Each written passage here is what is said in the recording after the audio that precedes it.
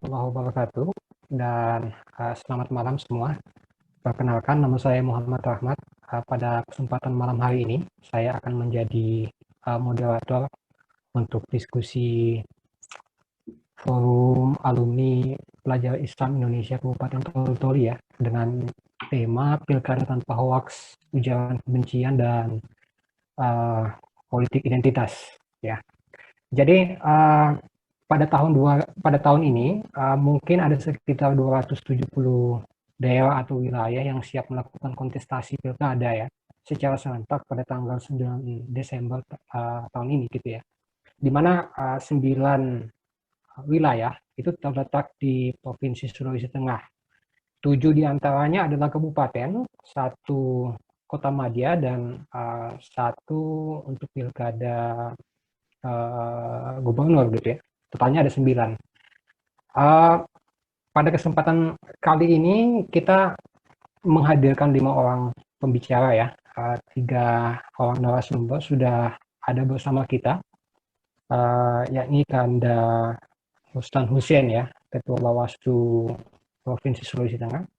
Posisi beliau saat ini sedang di Sigi, tapi insya Allah akan tetap mengikuti dan akan tetap memberikan pandangan tentang tema diskusi kita pada malam hari ini.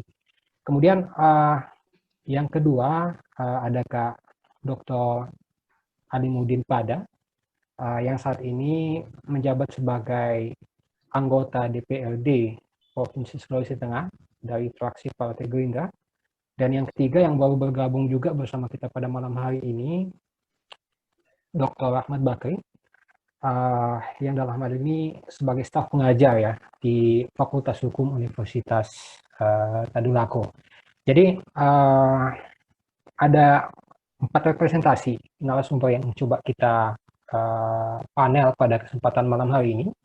Yang pertama itu dari kontestan pilkada sendiri dan partai pengusung. Kemudian dari pihak pengawas pilkada, dalam hal ini Bawaslu, dan yang terakhir adalah dari pihak akademisi. Nah, baik, untuk mempersingkat waktu, langsung saja kita persilahkan mungkin dari pembicara yang pertama untuk memberikan pandangannya tentang tema diskusi kita pada malam hari ini. Mungkin pertama-tama saya akan persilahkan kepada Kak Alimuddin Pada, ya, terlebih dahulu, kemudian setelah itu atau Pak Rahmat dulu. Oh, Pak Rahmat dulu. Pak Dr. Rahmat dulu bisa? Iya, lebih baik beliau duluan. Oke. Ya. Baik, kesempatan pertama akan kami berikan kepada Pak Rahmat dulu ya. Kepada beliau kami persilahkan. Baik, terima kasih. Assalamualaikum warahmatullahi wabarakatuh. Waalaikumsalam warahmatullahi wabarakatuh. Yang saya hormati Ketua Penyelenggara, teman-teman dari PII Kabupaten Toli-Toli yang telah menginisiasi diskusi pada malam hari ini. Yang saya hormati Bapak Wakil Ketua DPRD Provinsi Sulawesi Tengah, Pak Dr. Insinyur Haji Alimuddin Pada. Assalamualaikum Pak. Yang saya hormati. Ya, waalaikumsalam warahmatullahi wabarakatuh, Pak Dokter. Alhamdulillah. Alhamdulillah Pak. Yang saya hormati Pak Ruslan, SHMH, Ketua Bawaslu Provinsi Sulawesi Tengah. Yang saya hormati Bapak, Ibu, saudara-saudara yang mungkin bergabung di kegiatan kita ini.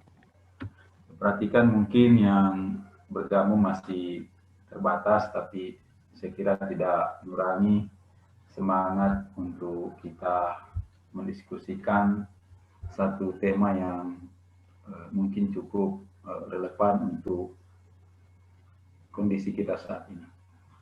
Saya sebetulnya tadi berharap sesuai jadwal saya di terakhir saja akan melihat dari perspektif akademisi, tentu Bapak Ibu mungkin yang ada di partai politik, termasuk juga Pak Wakil Bupati yang katanya mau bergabung di sini, mungkin bisa memberikan uraian awal tentang komitmen dan tekad kita bersama agar Pilkada 9 Desember 2020 yang insya Allah tidak ditunda itu bisa berjalan dengan baik, bisa terselenggara dengan sukses.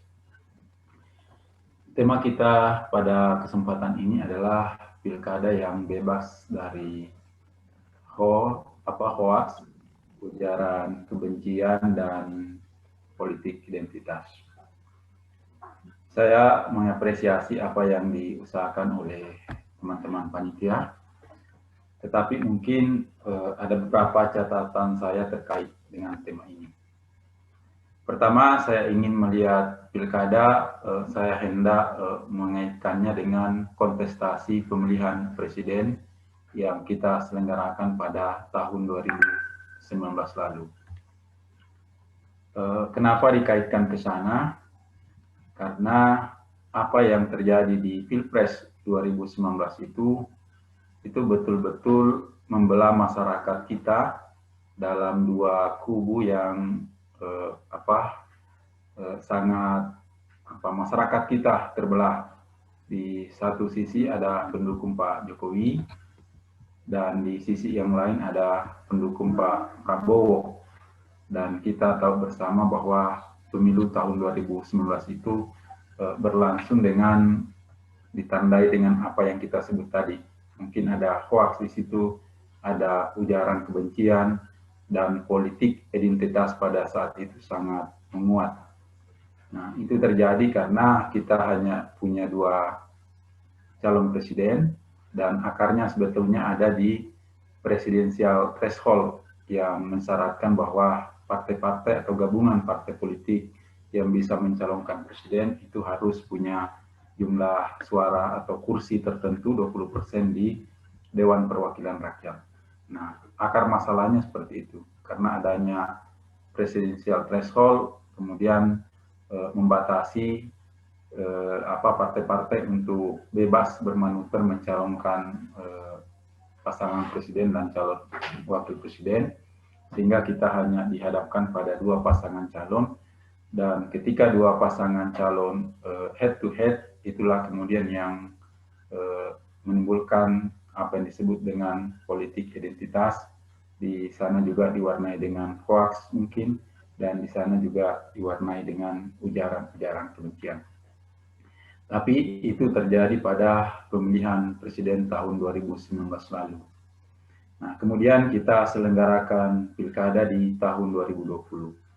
Di forum-forum Komisi Pemilihan Umum, di mana kami juga sering diajak berdiskusi, saya selalu mengatakan bahwa walaupun Pilkada 2020 ini bagi teman-teman pegiat kepemiluan, mereka sebetulnya saya baca sikap batin mereka itu dari awal mereka sebetulnya setuju bahwa pemilihan kepala daerah ini ditunda ke tahun yang akan datang, baik itu mungkin Januari atau bahkan September 2021.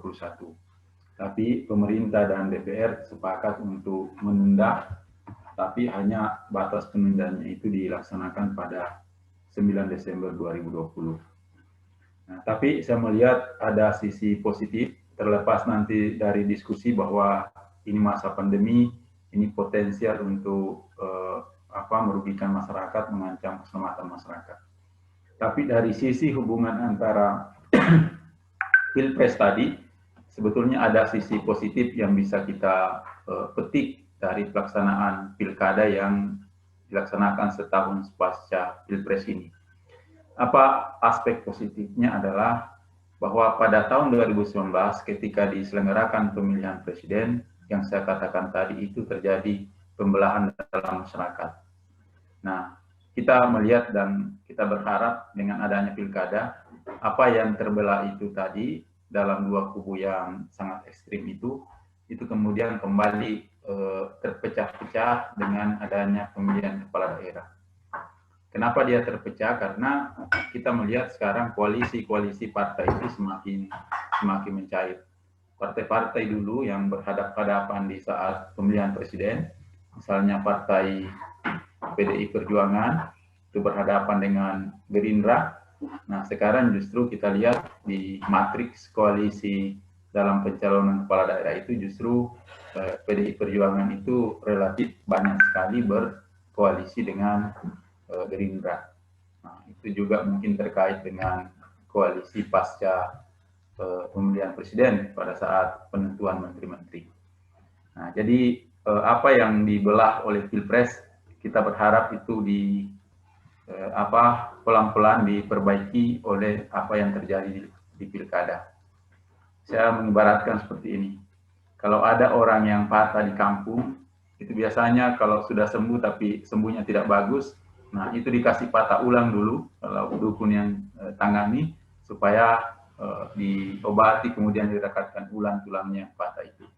Nah, kira-kira ketika patahan di dalam masyarakat terjadi karena adanya pemilihan presiden lalu, nah itu hanya bisa diperbaiki dengan juga adanya pemilihan. Nah, pemilihan yang relatif bisa memperbaiki itu adalah pemilihan kepala daerah. Karena dulu masyarakat kita yang terbelah dalam kontestasi, satu mendukung calon A, kemudian satu mendukung calon B, itu dengan adanya pilkada sekarang sebaran dukungan itu kemudian terutak-atik. Bisa jadi orang yang dulu berkoalisi sekarang sudah berhadapan-hadapan lagi, dan orang yang dulu berhadapan-hadapan di Pilpres itu sekarang justru berkoalisi untuk memenangkan calonnya dalam pilkada. Jadi inilah saya kira faktor yang mungkin secara tidak sengaja, tetapi ini saya kira bagus untuk kondisi kita saat ini. Nah, itu catatan saya terkait dengan hubungan antara Pilpres dengan pilkada yang kita selenggarakan. Tentu terlepas nanti bahwa apakah pilkada ini akan kita gelar 9 Desember juga menjadi perdebatan saat ini terkait dengan pandemi COVID-19. Nah, yang kedua, tema kita ujaran kebencian dan hoax. Nah, saya lihat kalau di pilkada itu potensi terjadinya ujaran kebencian dan hoax itu tidak semengerikan ketika terjadi pemilihan presiden yang lalu. Kalau pada pemilihan presiden memang kita terbelah dalam politik identitas yang sangat banyak antara satu kelompok dengan kelompok yang lain. Begitu juga dalam politik identitas itu muncullah ujaran-ujaran kebencian, muncul juga hoax yang mewarnai proses politik pada saat itu. Tapi yang saya amati sekarang secara terbatas, kalau di pilkada itu justru hoax itu mungkin tidak terlalu penting bagi mereka yang berkontestasi. Kenapa? Karena relatif jarak antara pemilih dengan mereka yang akan menjadi pasangan calon itu kontestasi itu relatif sangat dekat. Antara rakyat dengan bupati dan calon bupati dengan wakil bupati itu sangat dekat. Sehingga kedekatan jarak antara pemilih dengan yang dipilih itu tidak memungkinkan untuk munculnya ruang-ruang untuk membuat hoax seperti ketika kita mengikuti pemilihan presiden yang lalu.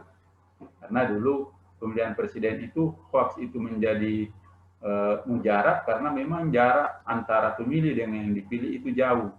Nah, orang bisa diberikan informasi yang tidak tepat karena memang pemilih ini tidak tahu banyak tentang siapa Pak Jokowi, tidak tahu banyak tentang siapa Pak Prabowo, sehingga ketika kepada mereka diberikan informasi-informasi yang tidak benar, informasi-informasi yang sifatnya kampanye hitam, masyarakat kita mudah terprovokasi karena pengetahuan mereka terhadap pasangan calon itu terbatas. Nah, tetapi kalau dalam konteks pilkada sekarang ini, di mana jarak antara pemilih dan pasangan calon itu sangat dekat, maka ruang-ruang untuk melakukan hoax dan ujaran kebencian itu juga menjadi relatif sangat sempit. Karena ketika terjadi hoax dengan sangat mudah bisa diklarifikasi karena memang jarak antara pemilih dengan pasangan calon itu sangat dekat. Sehingga ruang untuk berkembangnya hoax, ruang untuk berkembangnya ujaran kebencian juga relatif tidak tersedia. Karena para pemilih juga relatif saling mengenal satu dengan yang lain. Nah, hoaks dan ujaran kebencian itu biasa tumbuh dan bersemai di ruang-ruang maya. Dan di ruang-ruang maya itu kan relatif mewarnai kampanye-kampanye pilpres yang lalu. Tapi kalau pada pilkada, saya tidak melihat potensi itu sebesar dan semengerikan yang terjadi ketika kita ikut pilpres di tahun 2019 lalu. Nah, mungkin yang masih menjadi catatan kita adalah politik identitas. Nah, politik identitas ini juga mungkin tidak sama ketika pilpres, karena masyarakat di tingkat bawah itu juga relatif saling mengenal satu sama lain.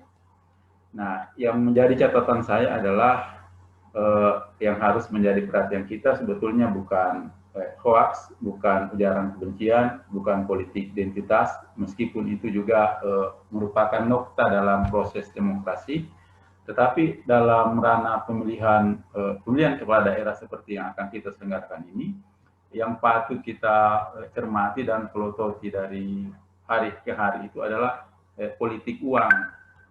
Justru karena jumlah pemilih di daerah itu relatif terbatas, maka di situ potensi untuk melakukan politik uang itu sangat besar. Nah, apalagi sekarang dalam situasi pandemi, masyarakat kita terpuruk secara ekonomi, sehingga ini memberikan ruang yang leluasa bagi pasangan calon atau mungkin orang-orang yang ada di belakang pasangan calon itu untuk mempengaruhi masyarakat dengan iming-iming atau janji-janji memberikan sesuatu untuk mempengaruhi pilihan mereka.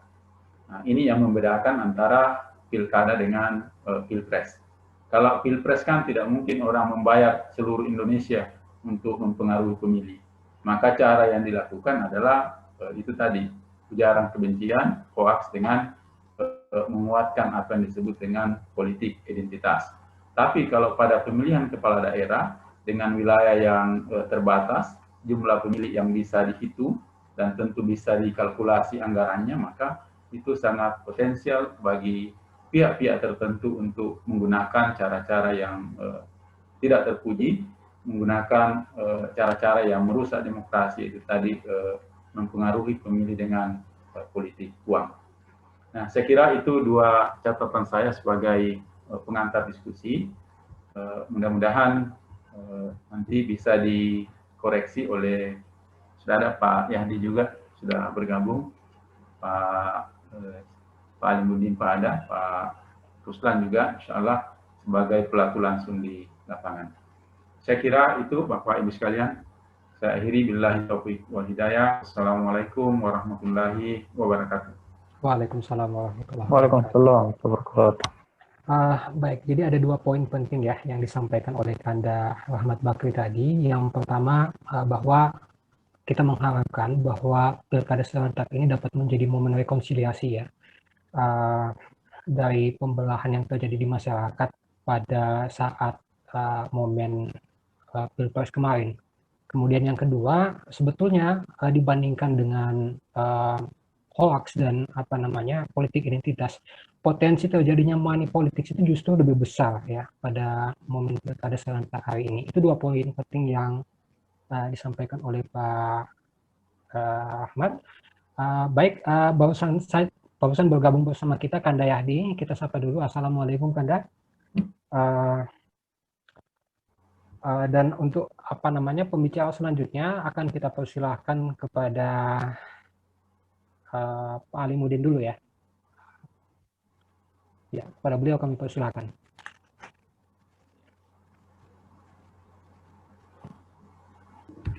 Ya, terima kasih moderator. Assalamualaikum warahmatullahi wabarakatuh. Waalaikumsalam warahmatullahi wabarakatuh. Assalamualaikum warahmatullahi wabarakatuh. Ya, semuanya. Yang saya hormati moderator ya yang luar biasa, penyelenggara, Bapak Dr. Ahmad, Bawaslu, Pak Ruslan, ada rekan saya juga Pak Yahdi Basma, yang ini dan semua yang hadir ya, semua yang ikut dialog ini. Alhamdulillah pada malam hari ini kita bisa bertemu di tempat ini dalam keadaan sehat walafiat berkat rahmat Allah Subhanahu wa taala. Saya langsung saja ya. Tadi saya kira apa yang disampaikan Pak Dr. Ahmad itu sudah hampir mencakup semua ya. Kalau kita bicara tentang politik identitas, ujaran kebencian, dan hoax, saya kira tadi sudah dijelaskan secara teoritis ya. Sudah jelas sekali disampaikan tadi. Yang saya mau tambahkan sedikit, memang kalau kita bicara politik identitas itu sebenarnya kaitannya dengan politik sara ya. Ada politik sara yang bisa mengoyak-ngoyak kekebalan kita.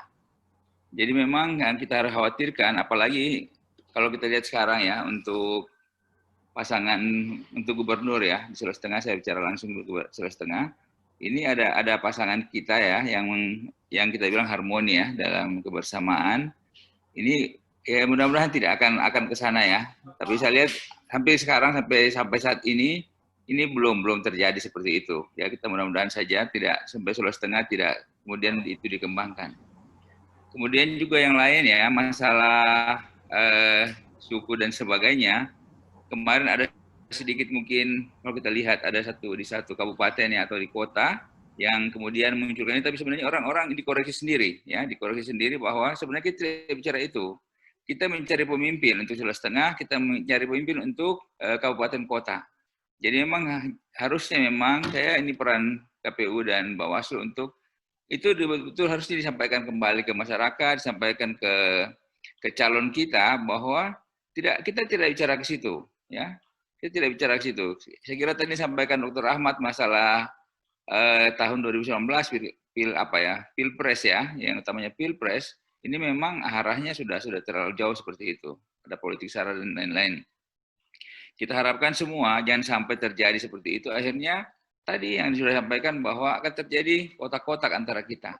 Ada terjadi antara ya yang mendukung si A, yang mendukung si B, akan terjadi perpecahan. Kita jangan sampai itu terjadi seperti itu ya. Kemudian juga masalah hoax ya. Ya sampai saat ini juga saya lihat belum ada. Untuk kita di Sulawesi Tengah, kemudian kabupaten kota juga itu belum ada yang sampai mengarah ke situ. Ya, saya kira itu dari saya, itu saja secara praktis, dan kita akan lihat bahwa sampai saat ini di Sulawesi Tengah, yang walaupun sekarang sudah mulai bergulir ya, pilkada belum terjadi seperti yang kita khawatirkan. Saya kira itu dari saya. Terima kasih. Assalamualaikum warahmatullahi wabarakatuh. Ya, terima kasih Kak Alimuddin. Intinya adalah di sini bagaimana peran KPU dan Bawaslu ya dalam mengawal dan memastikan bahwa pilkada kali ini itu berjalan dengan aman, damai, dan kondusif tanpa ada hoax, ujaran kebencian, dan politik identitas. Baik, singkat, padat, dan jelas. Kepada narasumber selanjutnya, kepada Kak Yahya Basma dulu ya, kemudian selanjutnya setelah itu baru ke Kak Ruslan dari Bawaslu. Pada Kak Yahdi, kami persilakan.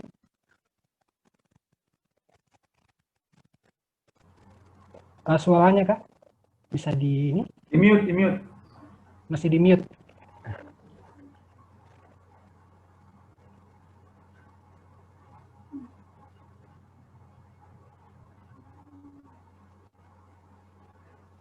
Kak Yahdi, suaranya masih Kak Yahdi punya di mute.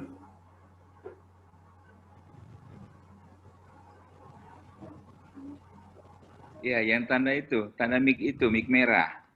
Ya, mute. Ya. Halo. Ya, oke. Oh, kedengaran. Halo. Oh, mantap. Assalamualaikum. Waalaikumsalam. Waalaikumsalam warahmatullahi wabarakatuh. Kedengaran ya moderator ya? Kedengaran, Pak Yadi, kedengaran. Ya, Assalamualaikum warahmatullahi wabarakatuh. Sekali lagi, selamat malam Pak Dr. Rahmat Bakri, sahabat kita, salah satu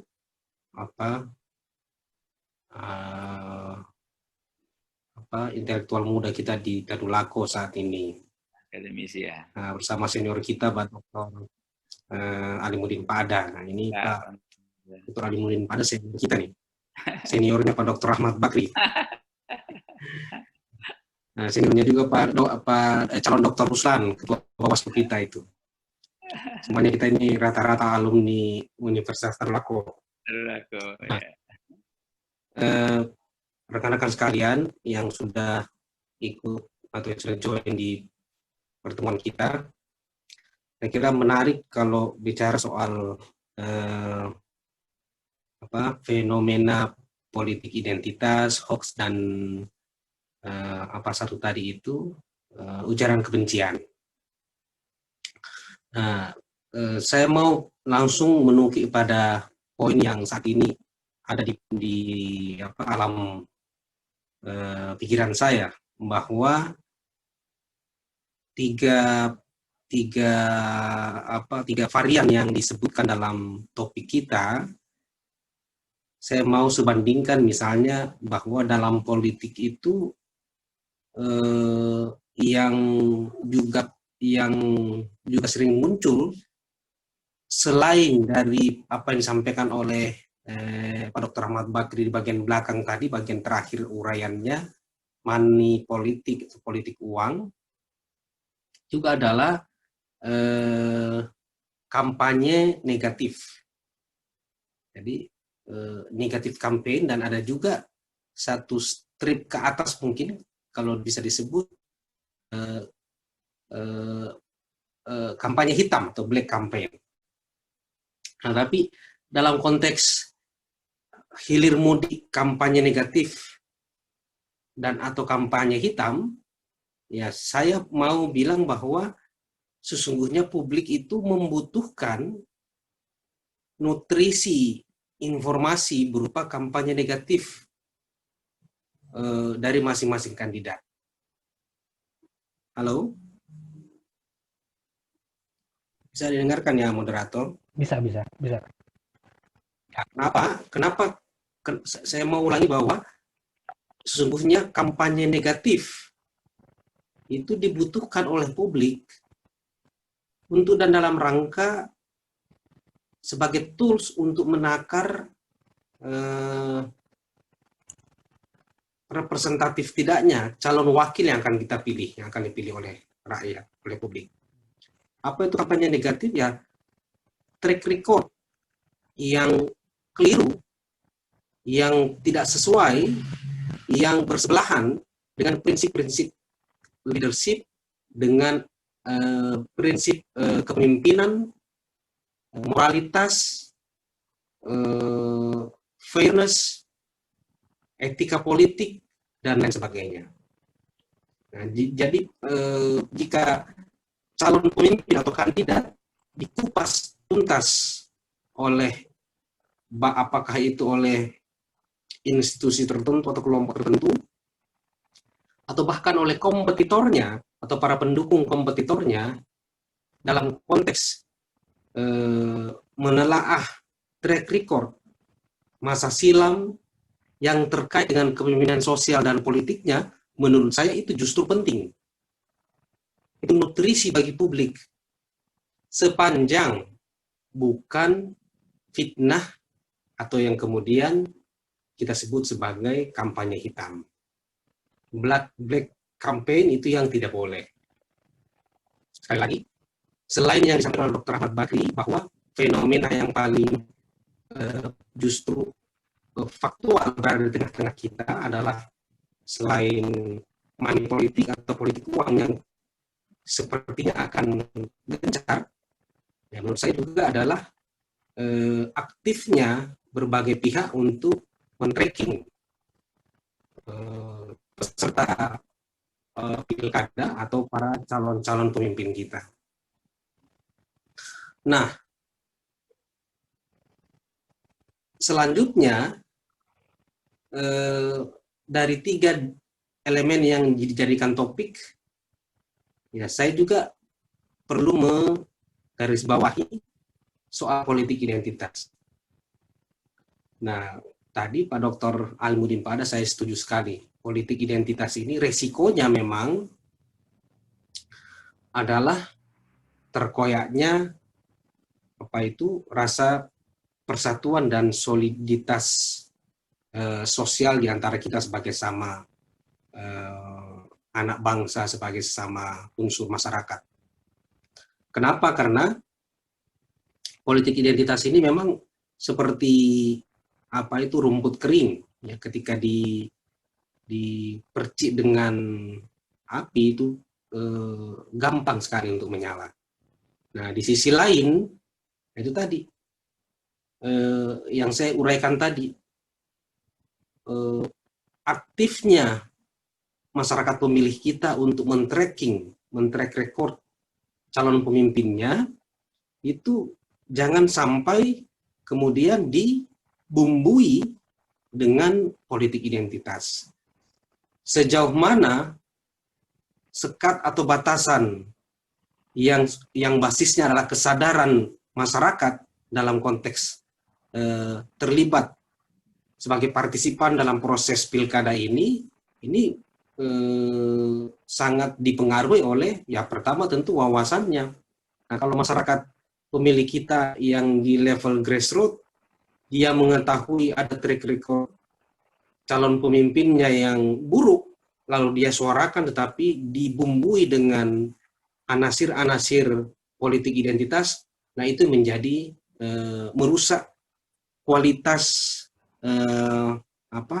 koreksinya yang pada gilirannya akan menurut saya juga merendahkan kualitas demokrasi. Saya kira itu poin dari saya, Pak Mirsa, sebagai pemandu acara kita, bahwa secara faktual di lapangan selain kita gambarannya akan berada di tengah-tengah lalu lintas terjangan politik uang, karena ada situasi pandemi yang juga memang membuat masyarakat kita terpuruk secara ekonomi, yang menurut saya yang juga penting untuk diberi perhatian adalah bahwa aktifnya masyarakat pemilih kita yang hendak memberi partisipasinya dalam pemilihan ini, tetapi kualitasnya bisa tercederai oleh pemahaman politik identitas yang tidak tepat. Saya memberi satu contoh. Ini menurut saya ya Pak Mirsa, mohon maaf kalau tidak berkenan atau berbeda pandangan.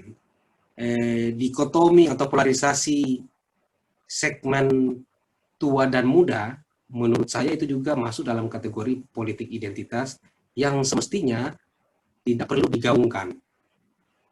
Ya, sekali lagi, dikotomi tua muda dalam konteks usia itu menurut saya sepertinya tidak tepat untuk digaungkan. Jauh lebih maju jika kita mendorong partisipasi publik untuk sama-sama mengupas gagasan-gagasan apa di balik isi kepala para calon kepala daerah ini, ketimbang berkutat kepada situasi ilahiyah yang merupakan hal yang tidak bisa ditolak, bahwa orang yang memang memiliki usia, ada yang tua, ada yang muda, ada yang remaja, ada yang anak-anak.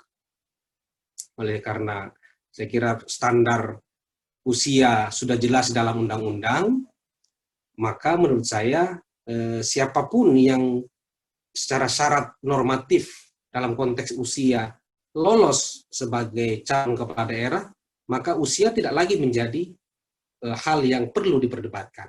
Karena undang-undang sudah memberikan kelonggaran dan menyatakan bahwa urusan usia itu ada batasnya. Dan memang ada kan batas usia terendah sebagai calon kepala daerah. Sepanjang dia tidak di bawah usia 30 tahun, kalau saya tidak salah, ya bisa menjadi calon kepala daerah. Saya kira itu poin dari saya, Pak Mirsa. Terima kasih banyak untuk sementara. Assalamualaikum warahmatullahi wabarakatuh. Terima kasih. Ya, Di, ada dua poin penting yang digarisbawahi oleh beliau. Pentingnya publik untuk melakukan track record ya tentang pasangan calon yang maju dalam ajang pilkada pada kesempatan kali ini, dengan catatan bahwa jangan sampai ada black campaign dalam proses track record tersebut, dan juga jangan sampai track recording tersebut dibumbui dengan masuknya politik identitas. Terima kasih kepada Kak Hadi telah bergabung bersama kita juga, Kanda Musta Labolo yang saat ini menjadi wakil bupati di Kabupaten Banggai, sekaligus akan maju nanti menjadi salah satu kontestan pilkada ya di Kabupaten Banggai. Kita ingin mendengarkan dari beliau bagaimana kesiapan kontestan dalam menghadapi pilkada yang damai dan sejuk tanpa dibumbui dengan hoaks, ujaran kebencian dan politik identitas. Kesempatan selanjutnya akan saya berikan kepada Kanda Musta sebelum saya beralih kepada Kak Ruslan. Kak Musta gimana? Halo? Kanda Musta?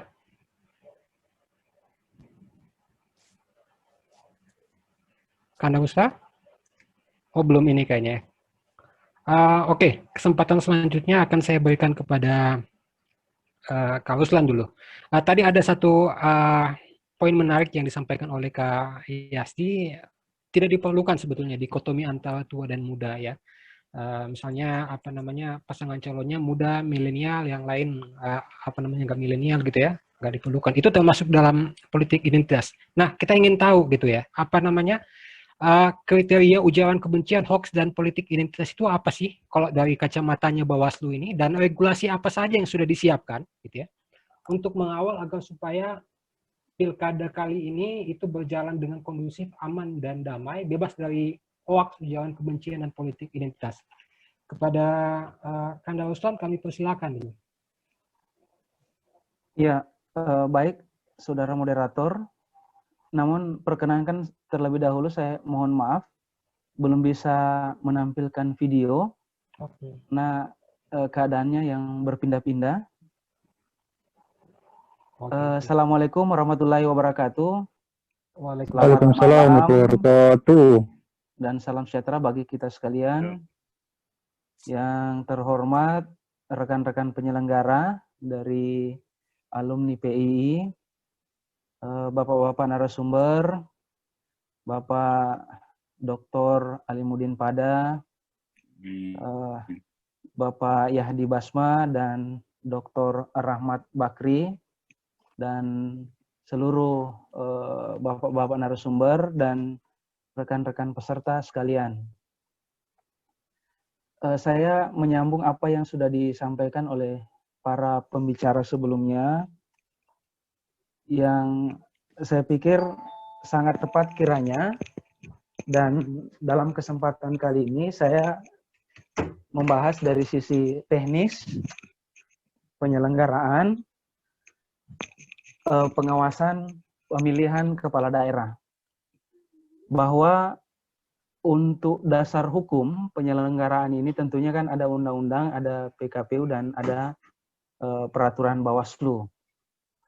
Nah, bahwa di tanggal 26 September sampai dengan 5 Desember tahun 2020, kita akan menyelenggarakan kampanye yang kemudian itu menjadi salah satu tahapan penting dalam kontestasi pemilihan kepala daerah. Dalam hal ini, sekaitan dengan tema yang kita bahas, bahwa politik uang, hoax, politik sara, dan juga politik identitas, tentunya saya dari sisi teknis pelaksanaan, bahwa politik uang ini dia selalu, dalam praktek dia selalu ada, tapi kemudian sudah ada proses penindakan juga, ada beberapa, tapi saya yakin masih banyak yang kemudian tidak terpenuhi unsur, susah dibuktikan, sehingga kemudian dia menjadi hal yang terlarang, tapi dari sisi penegakan hukumnya tidak bisa dilakukan penindakan, dalam hal ini oleh Sentra Gakumdu. Nah, kemudian untuk hoax dan politisasi sara, saya membaca dalam peraturan teknis untuk kewenangan Sentra Gakumdu itu terbatas pada subjek peserta pemilihan, yakni peserta pemilihan yang sudah ditetapkan tanggal 23 September dalam penyelenggaraan kampanye yang kemudian melakukan pelanggaran sesuai dengan pasal 69 Undang-Undang Pemilihan, yang di dalamnya juga ada hoax dan ada politisasi SARA, yang kemudian hal itu mengganggu keamanan, mengancam ataupun menganjurkan penggunaan kekerasan, sehingga kemudian itu bisa berpotensi pidana pemilihan. Jadi konteksnya adalah nanti ada subjek dan penyelenggaranya itu pada saat kampanye. Lalu pertanyaannya, berbeda halnya di luar dari hal itu. Jadi konteks waktunya, di luar daripada itu, maka yang berlaku adalah Undang-Undang ITE ataupun peraturan lain yang di luar Undang-Undang Pemilihan Kepala Daerah. Jadi itu yang saya dapat antarkan, Pak Mirza, moderator, teman-teman sekalian, dari sisi pengawas pemilihan. Terima kasih. Assalamualaikum warahmatullahi wabarakatuh. Waalaikumsalam warahmatullahi wabarakatuh. Baik, nanti dari sisi Bawaslu akan kita eksplor lebih dalam pada momen tanya jawab. Selanjutnya kepada Kanda Musta Labolo, kita persilakan saja langsung. Kita ingin tahu nih bagaimana sebetulnya komitmen dari kontestan untuk menciptakan pilkada yang damai, sejuk, tanpa ujaran kebencian, hoax, dan politik identitas. Kepada Kak Musta, kami langsung persilakan saja. Halo, Kak Musta.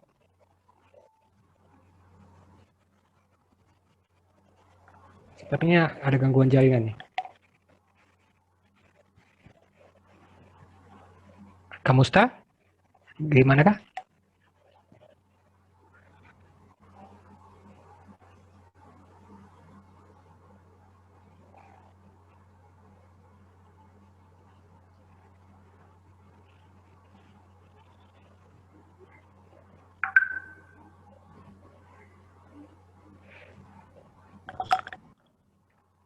Ya, sambil menunggu perbaikan jaringan dari beliau,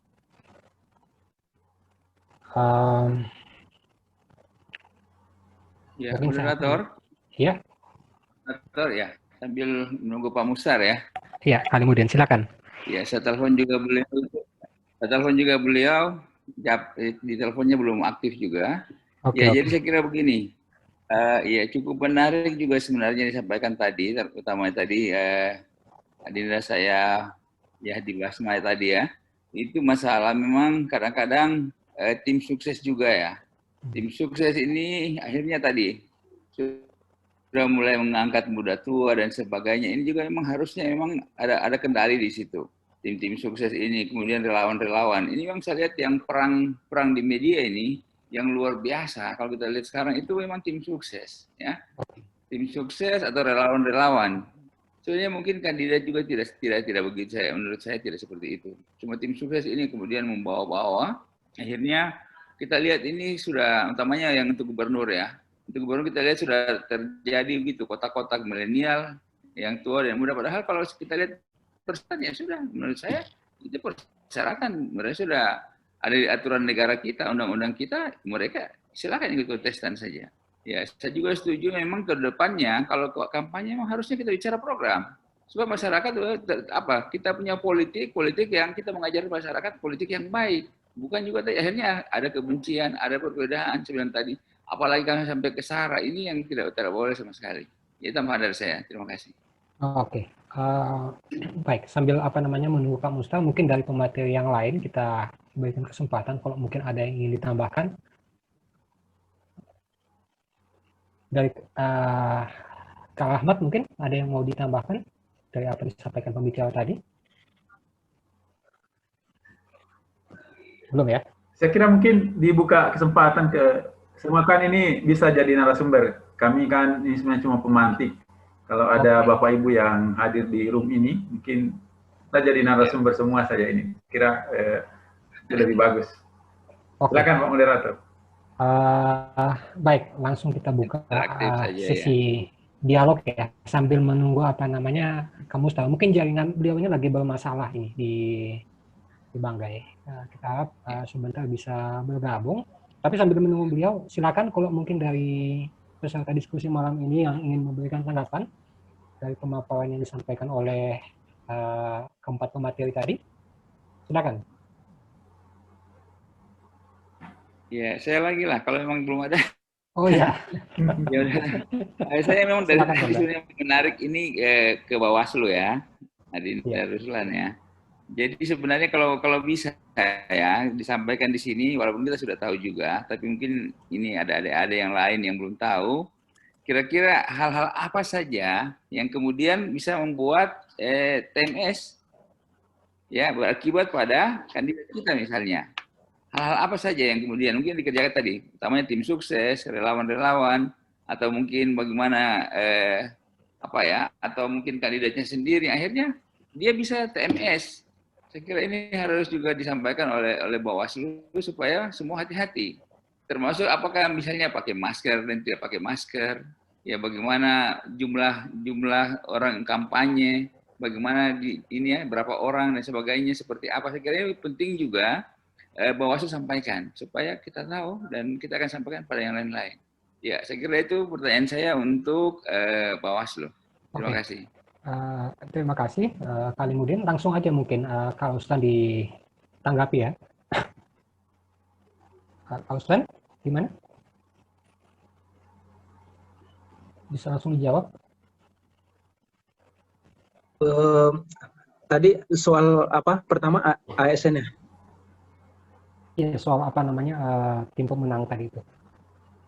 Iya, coba diulang. Sukses. Nah. Iya, halo? Ya, halo, izin ya. Iya, jadi gini, kita lihat ini kan ini sedikit lagi kita sudah masuk masa kampanye ya. Iya. Ya mungkin perlu juga Bawaslu menyampaikan hal-hal apa saja yang kemudian bisa membuat TMS untuk kandidat. Oh ya. Apakah bagaimana dengan tim suksesnya, relawan-relawannya, kemudian bagaimana berita-berita yang mana seperti apa. Itu mungkin perlu juga, termasuk tadi jumlah kampanye berapa orang, di mana kampanye, seperti apa, mungkin penggunaan masker, standar COVID dan sebagainya. Kira juga penting supaya orang betul-betul lebih hati-hati ke depan. Ya begitu Pak. Ya. Saya langsung saja ya.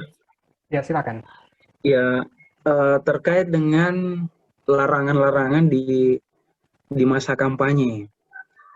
Yang bisa membuat pasangan calon itu didiskualifikasi atau dibatalkan kepesertaannya sebagai penetapan KPU sebagai peserta pemilihan. Itu yang pertama adalah pelanggaran politik uang yang dilakukan secara terstruktur, sistematis, dan masif. Pelanggaran TMS, politik uang yang TMS. Kemudian yang kedua adalah penggantian pejabat di waktu yang dilarang tanpa izin tertulis dari Mendagri. Kemudian yang ketiga adalah penggunaan kewenangan yang menguntungkan atau merugikan pasangan calon. Nah, itu 71 ayat 3-nya. Pak Ruslan, coba contoh tadi, penggunaan kewenangan. Iya. Saya mau contohkan penggunaan kewenangan 71 ayat 3, misalnya dalam penyaluran bantuan. Jadi ini ada ancaman pidananya juga, dan ada ancaman administrasi, bisa kemudian pembatalan sebagai pasangan calon. Oke. Jadi misalnya dalam penyaluran bantuan sosial oleh yang diketahui petahana bahwa dia menyalurkan bantuan sosial tersebut berarti dia anggaran APBN ataupun APBD, Ya. disertai dengan kegiatan politik praktis. Maksudnya politik praktis ini bisa dikonkretkan dalam pembuktian, Ya. ada ajakan, yang ajakan tersebut bernilai kampanye, atau jadi bisa dua-duanya, bisa alternatif, ada selebaran, stiker kah, atau kartu nama kah yang melekat dalam bantuan sosial tersebut. Nah, ini ketentuan di 71 ayat 3. Dan ini dijuntukan dengan ayat 5 dalam Undang-Undang Pilkada tersebut. Dan pemaknaannya bukan nanti penggantian pejabat dilakukan bersamaan dengan penyalahgunaan kewenangan, baru kemudian bisa diskualifikasi. Tapi artinya dia berdiri sendiri-sendiri. Ya. Penggantian pejabat itu juga ancamannya diskualifikasi, dan penyalahgunaan kewenangan 71 ayat 3 itu juga ancamannya diskualifikasi. Tentunya selain sanksi administrasi tadi, Pak Ruslan, saya maaf ya, saya salah sedikit ya. Siap. Ya, pergantian pejabat itu tingkat apa? Apakah misalnya lurah sudah masuk atau camat dan seperti itu ya? Tingkat seperti apa? Ya. 71 ayat 2-nya, jadi penggantian pejabat di waktu yang dilarang, yakni 6 bulan sebelum penetapan pasangan calon sampai dengan berakhirnya masa jabatan, kecuali mendapatkan izin tertulis dari menteri. Nah, di dalam penjelasannya disebutkan bahwa pejabat yang dimaksud adalah pejabat yang diatur di dalam Undang-Undang ASN. Bahkan kemudian kalau ditafsir meluat, termasuk yang diatur dalam undang-undang yang mengatur pemerintahan daerah. Dan secara konkret terkait dengan pejabat yang dimaksud, ini dijabarkan di dalam Surat Edaran Menteri Dalam Negeri. Kalau tidak salah saya nomornya 273 tahun 2019. Siapa yang dimaksud dengan pejabat yang dilarang diganti oleh kepala daerah, itu dijelaskan dalam Surat Edaran Menteri Mendagri tersebut. Nah, sehingga dalam kasus ada penggantian pejabat administrator 3A, itu masuk di dalam larangan Mendagri untuk kemudian pejabat tersebut diganti tanpa izin tertulis atau ada keadaan kekosongan jabatan. Jadi maksudnya boleh dilakukan penggantian pejabat sebatas ada izin tertulis dari Mendagri atau ada kekosongan jabatan, tapi kekosongan jabatan yang dimaksud hanya sebatas pada PLT saja. Tidak ada penggantian ataupun pelantikan pejabat yang definitif terhadap ada kondisi kekosongan jabatan yang dimaksud. Nah, ini hal-hal yang bisa kemudian membuat pasangan calon tidak memenuhi syarat atau diskualifikasi setelah ada penetapan KPU. Karena ada pelanggaran yang disebutkan di dalam Undang-Undang Pilkada tersebut. Kemudian terkait dengan aturan kampanye. Jadi memang saat ini ada draft. Jadi sekali lagi draft KPU, draft peraturan KPU yang mengatur tentang kampanye.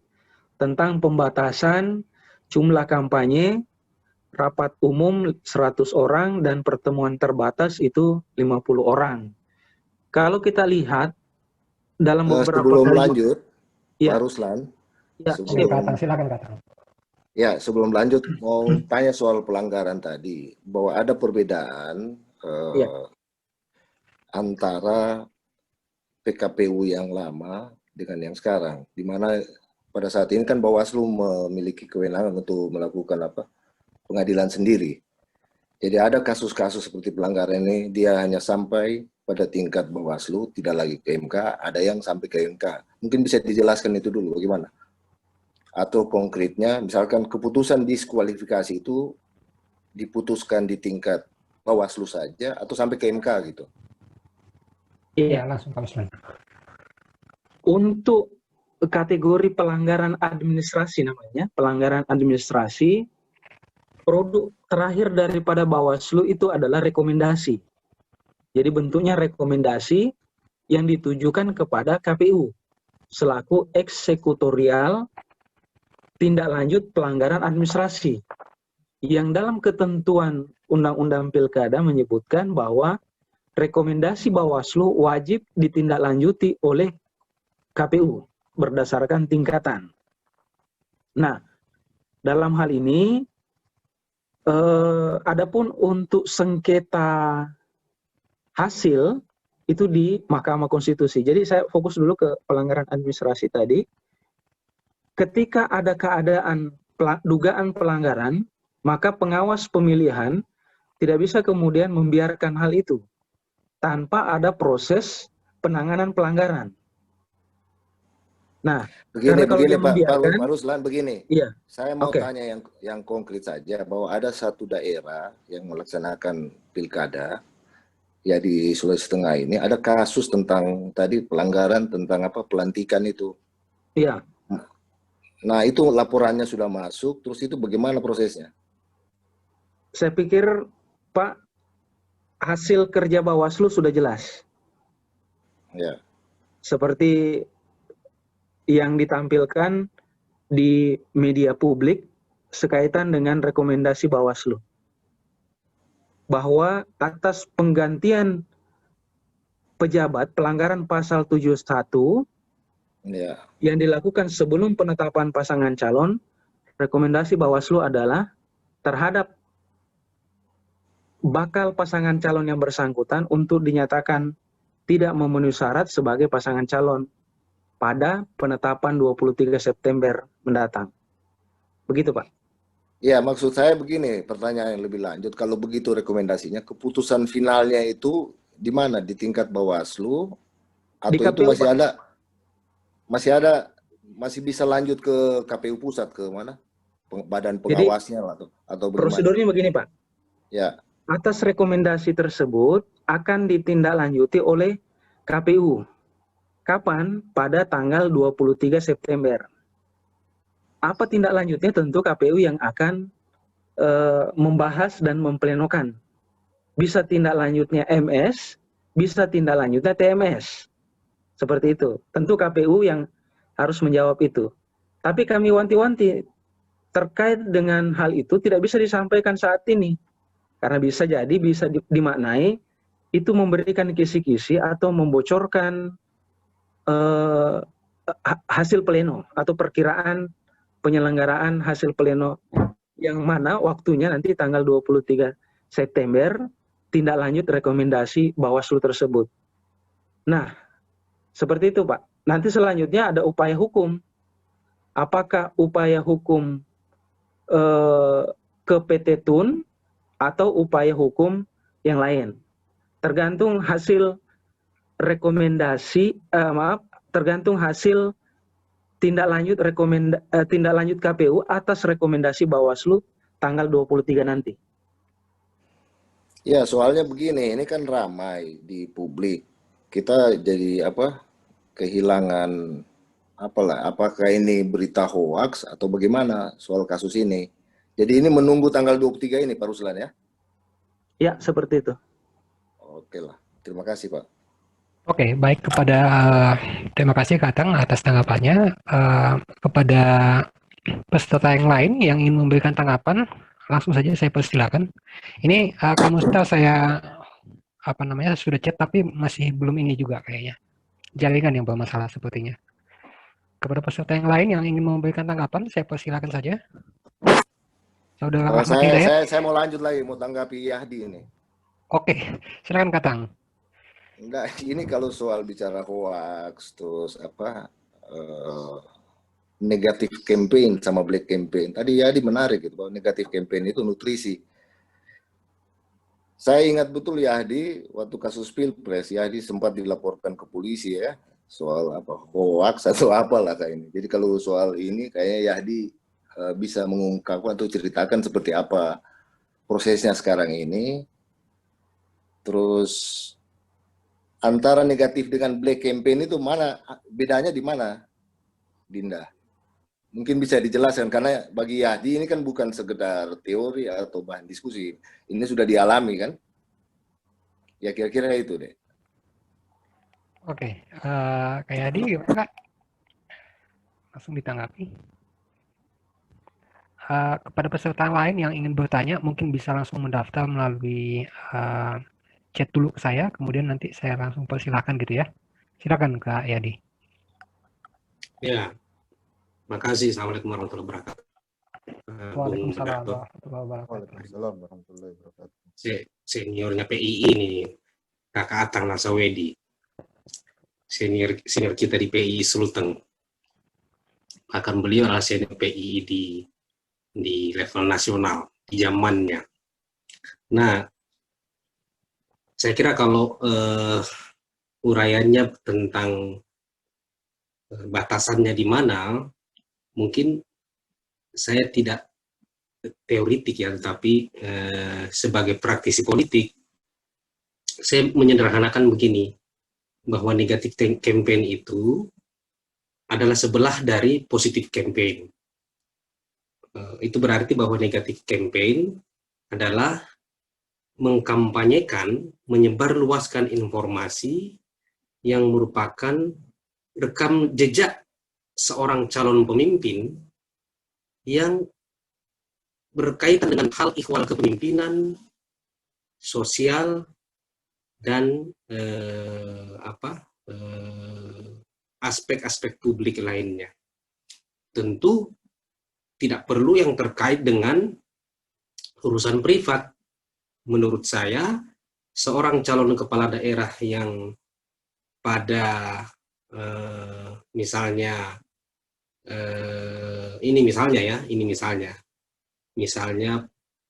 waktu dia muda pernah jadi preman misalnya. Nah, preman kan konotasinya negatif dalam kultur dan budaya sosial politik kita di Indonesia Timur kan.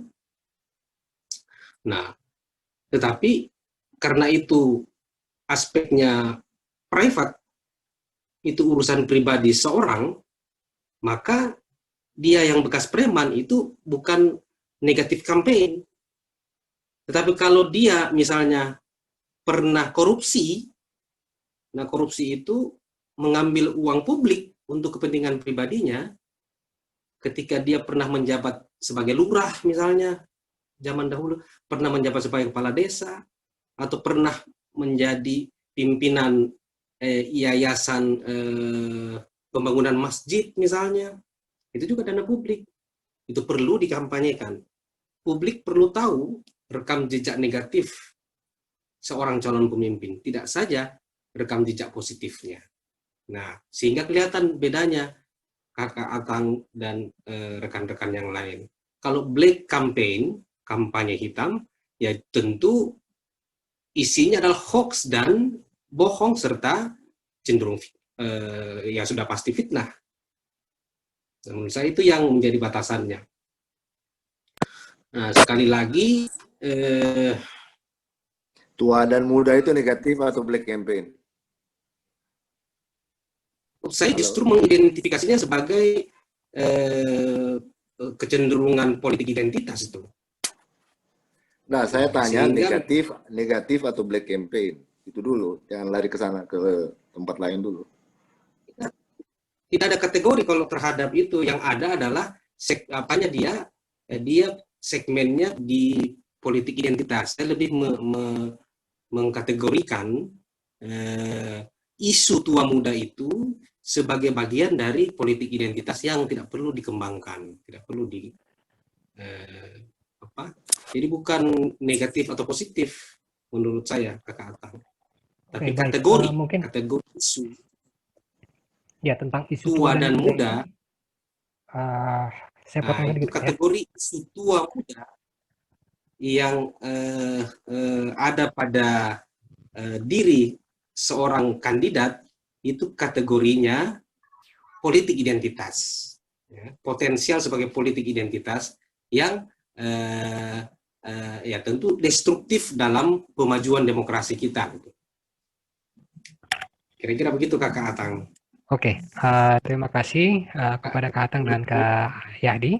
Mungkin nanti akan dipertajam oleh Kak Uslan nanti. Indikator politik identitas berdasarkan regulasi yang ada itu sebetulnya seperti apa gitu ya. Tapi sebelum ke sana, ini sudah ada penanya lain, Saudara Ridho Soleh ingin memberikan tanggapan atau pertanyaan mungkin kepada pemateri. Kepada beliau kami persilahkan. Baik, terima kasih. Setelah itu Assalamualaikum ada warahmatullahi wabarakatuh. Waalaikumsalam warahmatullahi wabarakatuh. Saya pertama-tama terima kasih nih bisa gabung di forum yang mulia ini ya. Ini yang hadir tokoh-tokoh besar di Sulawesi Tengah. Jadi patut kita memberikan kontribusi walaupun sebenarnya kontribusi yang akan sampaikan ini terbatas di tengah-tengah hiruk-pikuk demokrasi yang sedang berlangsung di Sulawesi Tengah. Saya punya 3 catatan penting sebenarnya berkaitan dengan hoax, hate speech ini ujaran kebencian dan politik identitas. Yang pertama itu hoax, politik identitas dan ujaran kebencian itu bisa jadi dilakukan secara sistemik dan sporadis. Jadi kalau kita lihat di Pilpres ya banyak sekali. Jadi karakteristik dari hoax ya, ujaran kebencian dan politik identitas yang secara sistemik itu bisa kita lihat. Biasanya ujaran kebencian, hoax dan politik identitas itu ya yang dilakukan secara sistemik itu dia punya karakteristik itu ditujukan kepada kepada calon tertentu atau figur tertentu dan seterusnya seperti itu. Jadi dia punya tujuan yang memang sengaja dilakukan untuk menjatuhkan ya baik elektabilitas, karakter dan seterusnya gitu loh. Termasuk juga akan memukul psikologi dari calon tersebut. Tidak hanya calon, juga para pendukungnya. Tapi juga ada politik identitas, hoax dan ujaran kebencian itu terjadi secara sporadis. Gitu. Ada juga seperti itu. Nah, yang secara sporadis ini yang justru sebenarnya harus menjadi perhatian serius. Gitu. Kalau yang sistemik itu mungkin secara conflict resolution itu bisa diselesaikan itu. Tapi yang terjadi secara sporadis ini yang perlu harus diperhatikan betul oleh penyelenggaraan pemilu maupun kontestan yang ikut di dalam pilkada. Jadi ini yang penting. Kenapa? Karena aspek-aspek misalnya politik identitas ya itu terjadi. Jika dia terjadi secara sporadis, itu banyak kemungkinan yang menyebabkannya. Jadi ada aspek historis, ada aspek fundamentalisme, ada aspek kemiskinan, macam-macam aspek yang melatar belakangi itu seperti itu. Jadi dan umumnya hoax dan macam-macam itu kan spekulatif sifatnya. Jadi itu catatan yang penting. Videonya boleh ditampilkan? Videonya? Saya mohon maaf tidak bisa menampilkan. Tidak bisa menampilkan ini video karena ini lagi hujan di sini ya. Sinyalnya kurang baik di wifi di rumah kurang baik. Oh baik. Saya takut nanti dia ini putus-putus. Oke. Baik. Nah jadi ini yang perlu diperhatikan yang sporadis ini ya. Nah tapi itu tidak boleh hanya penyelenggara pemilu saja ya, baik KPU terus kemudian Bawaslu yang memberikan perhatian terhadap itu, tapi juga calon penting atau tim sukses juga harus khususnya partai politik betul-betul memperhatikan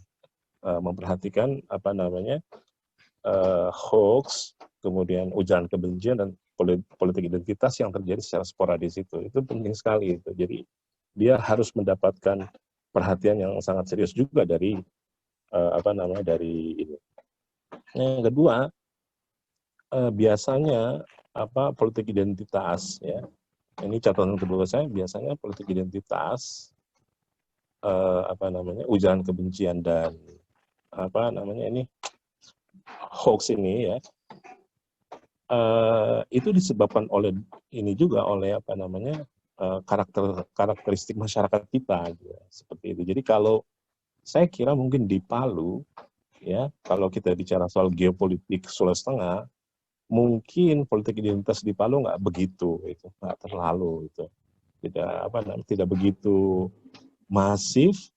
Mungkin akan terjadi di Poso, bisa jadi akan berbeda, itu seperti itu. Jadi ini juga perlu ada pemetaan ya terhadap isu-isu supaya kita juga tidak mengeneralisir karakteristik masyarakat di Sulawesi Tengah secara menyeluruh, gitu loh. Nah, tapi catatan yang ketiga saya yang paling penting ini adalah ini motivasi politik. Motivasi politik ini juga sangat penting, gitu. Nah,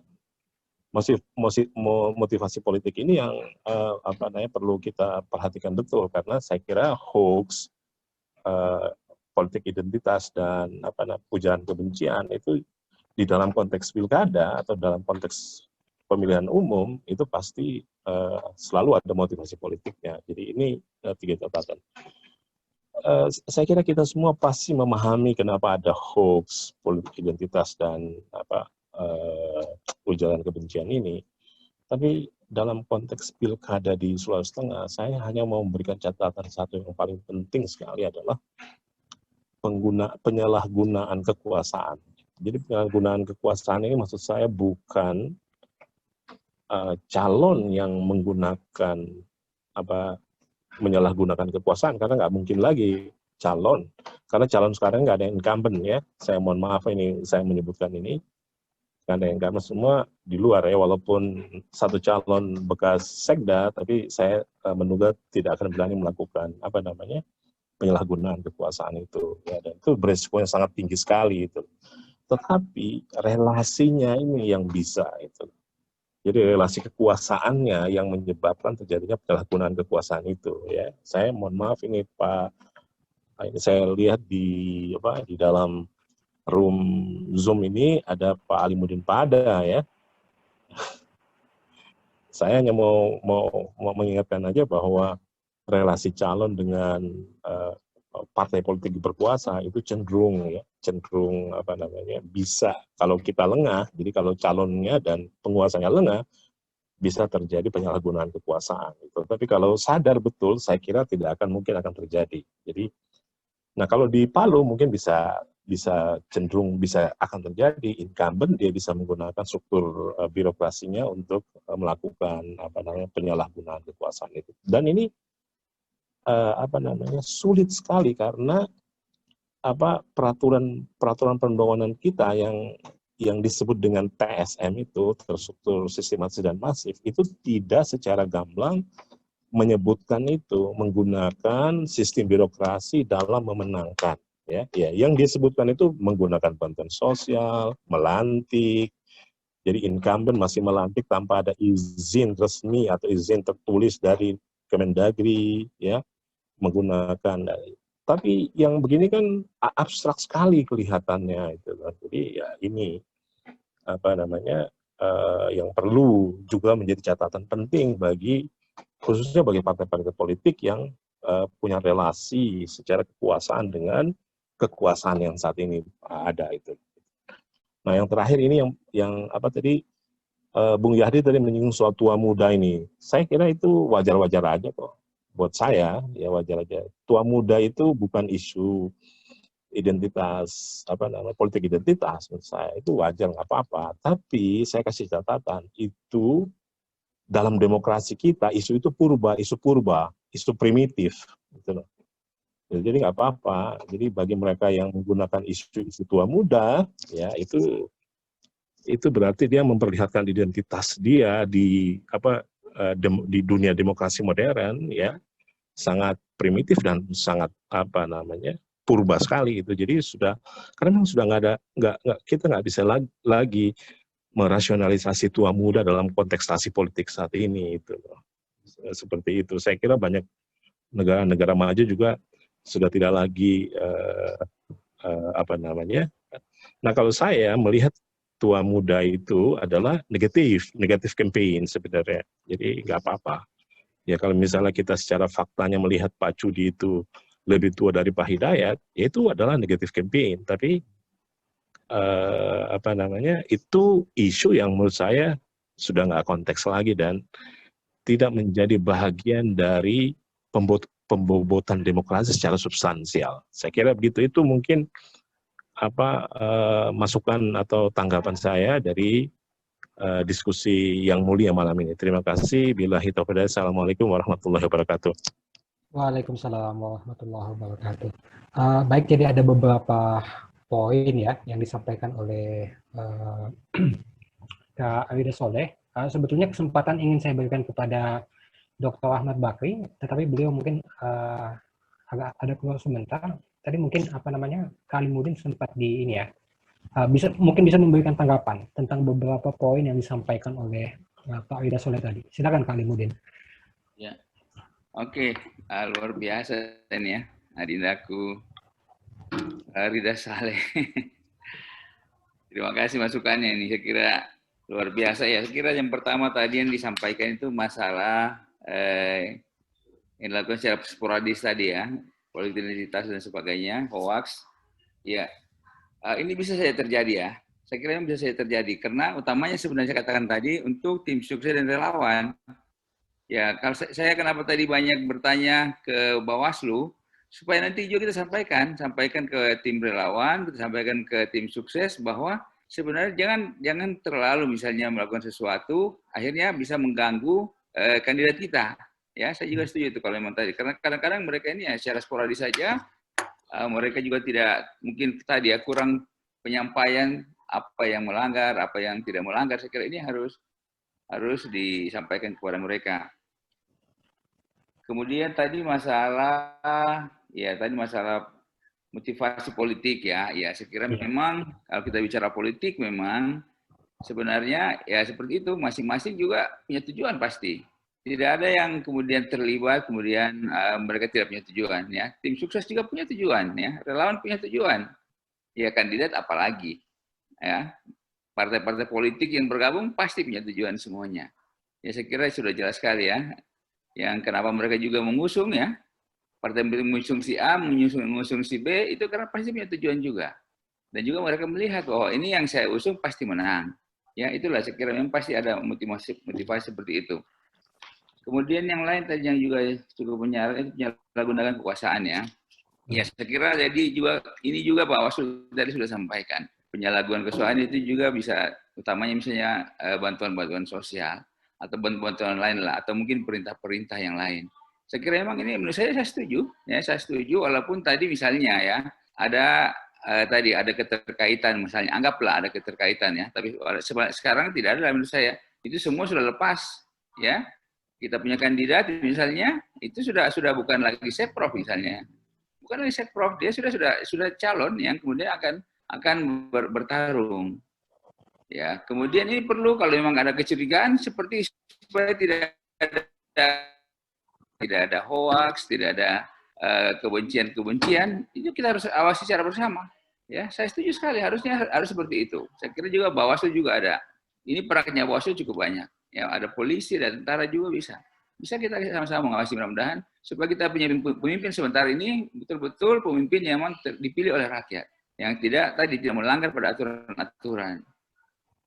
Kemudian tadi masalah tua muda.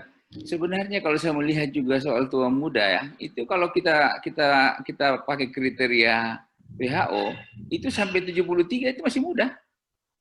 Ya, coba kita lihat sekarang kriteria WHO ya. Jadi sebenarnya soal mungkin umur yang lebih jauh ya, mungkin umur yang lebih ini, tapi kalau kita bicara kriteria, itu sebenarnya 73 tahun itu masih muda. Coba bisa kita lihat. Saya kira tanggapan saya untuk Rida Saleh. Terima kasih. Ya. Terima kasih Kak Kalimuddin.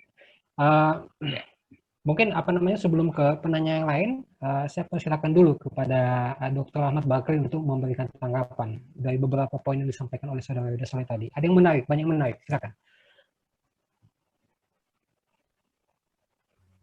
Saya. Iya, silakan. Oh iya, jadi saya kira banyak hal tadi yang disampaikan oleh Bapak-bapak sekalian. Tapi saya selalu berpikiran bahwa pilkada dan pilpres itu tidak bisa kita pandang sama. Jadi mungkin kita mengalami semacam trauma-trauma atau pikiran-pikiran kita itu terpengaruh dengan apa yang kita saksikan di Pilpres yang lalu. Sehingga seolah-olah apa yang terjadi di Pilpres itu serta-merta akan terjadi di kontestasi pilkada. Padahal tadi disampaikan juga Pak Ridha Saleh, secara geopolitik kan tidak persis sama. Misalnya kalau kita bicara tentang politik identitas, saya kira di Sulawesi Tengah ini politik identitas tidak punya tempat untuk tumbuh sama dengan ketika kontestasi dalam Pilpres yang lalu. Katakanlah itu kalau yang kita maksud adalah politisasi agama. Kalau politik identitas itu kan bisa disenangkan kami dengan Anda. Tapi sekali lagi dengan koalisi-koalisi partai yang sebarannya tidak sama dengan yang terjadi di Pilpres kemarin, itu untuk hadirnya politik identitas itu saya kira kecil kemungkinan. Kalaupun ada ya mungkin secara terbatas di ruang-ruang yang tertutup, dan saya kira itu sah-sah saja kalau orang kemudian menyampaikan aspirasi hasrat politik dia di ruang-ruang tertutup yang hanya untuk kelompok itu saja. Dan saya kira semua pihak akan melakukan itu.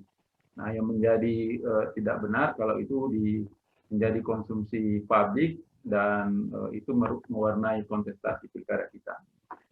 Nah, yang lain juga sebetulnya yang mengkhawatirkan sebenarnya adalah kalau keterlibatan aparat, katakanlah itu TNI dengan Polri, nah itu mungkin yang kita khawatirkan. Tapi sekali lagi kalau dalam kontestasi pilkada, saya kira tidak ada hasrat dari TNI, tidak ada hasrat dari Polri untuk terlibat dan terseret dalam masalah-masalah seperti itu. Saya kira di pilkada, baik TNI maupun Polri, itu akan sangat netral. Nah, sebetulnya juga secara institusional di Pilpres akan sangat netral, walaupun kadang-kadang kita mendapat kesan tidak netral seperti itu.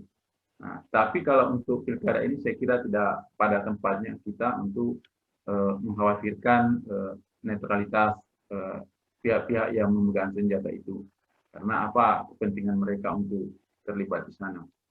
Nah, yang mungkin kita perlu waspadai mungkin sebagai masyarakat sipil, pihak-pihak yang kan kemarin kan sebut ada cukong nih di belakang para kontestan.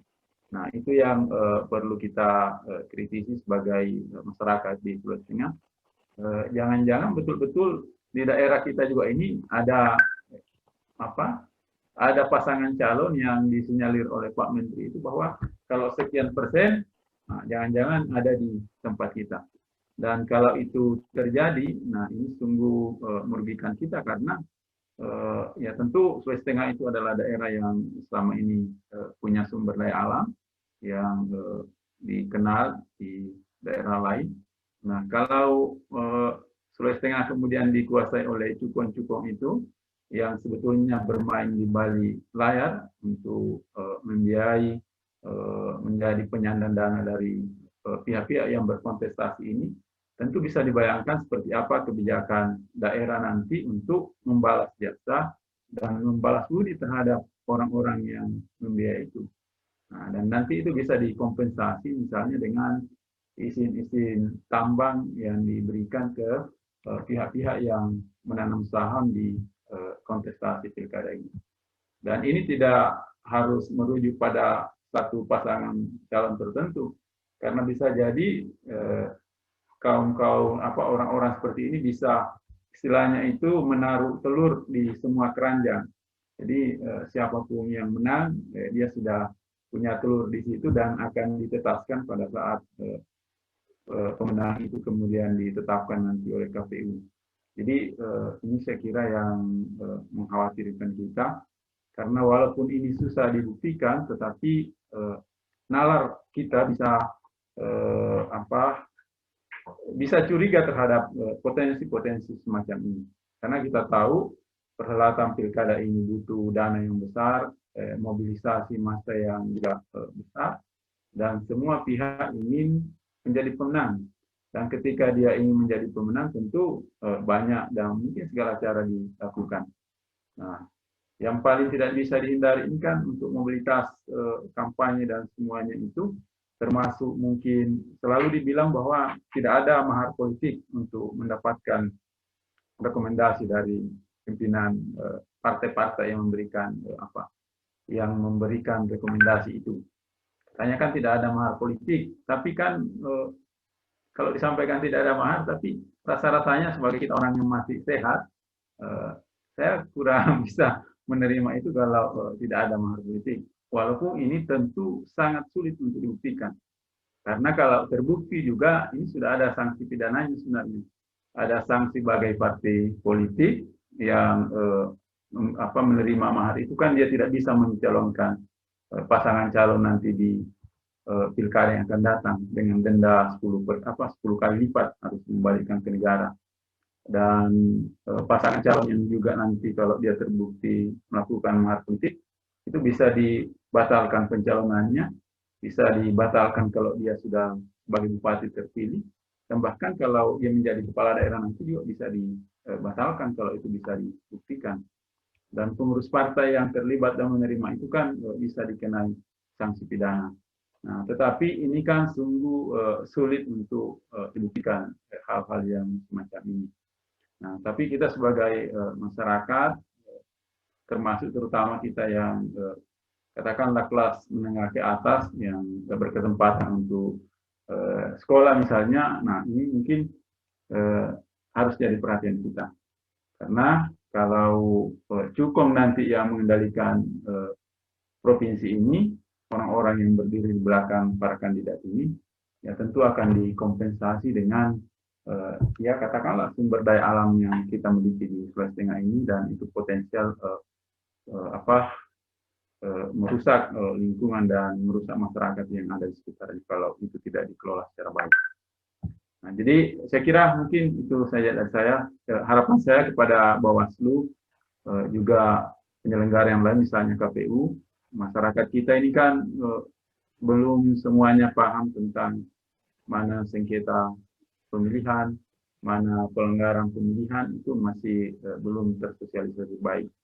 Nah, terutama nanti tindak pidana pemilihan itu kan sangat banyak bisa terjadi kepada penyelenggara, bisa terjadi kepada masyarakat, bisa terjadi kepada perusahaan yang mencetak kartu suara nanti.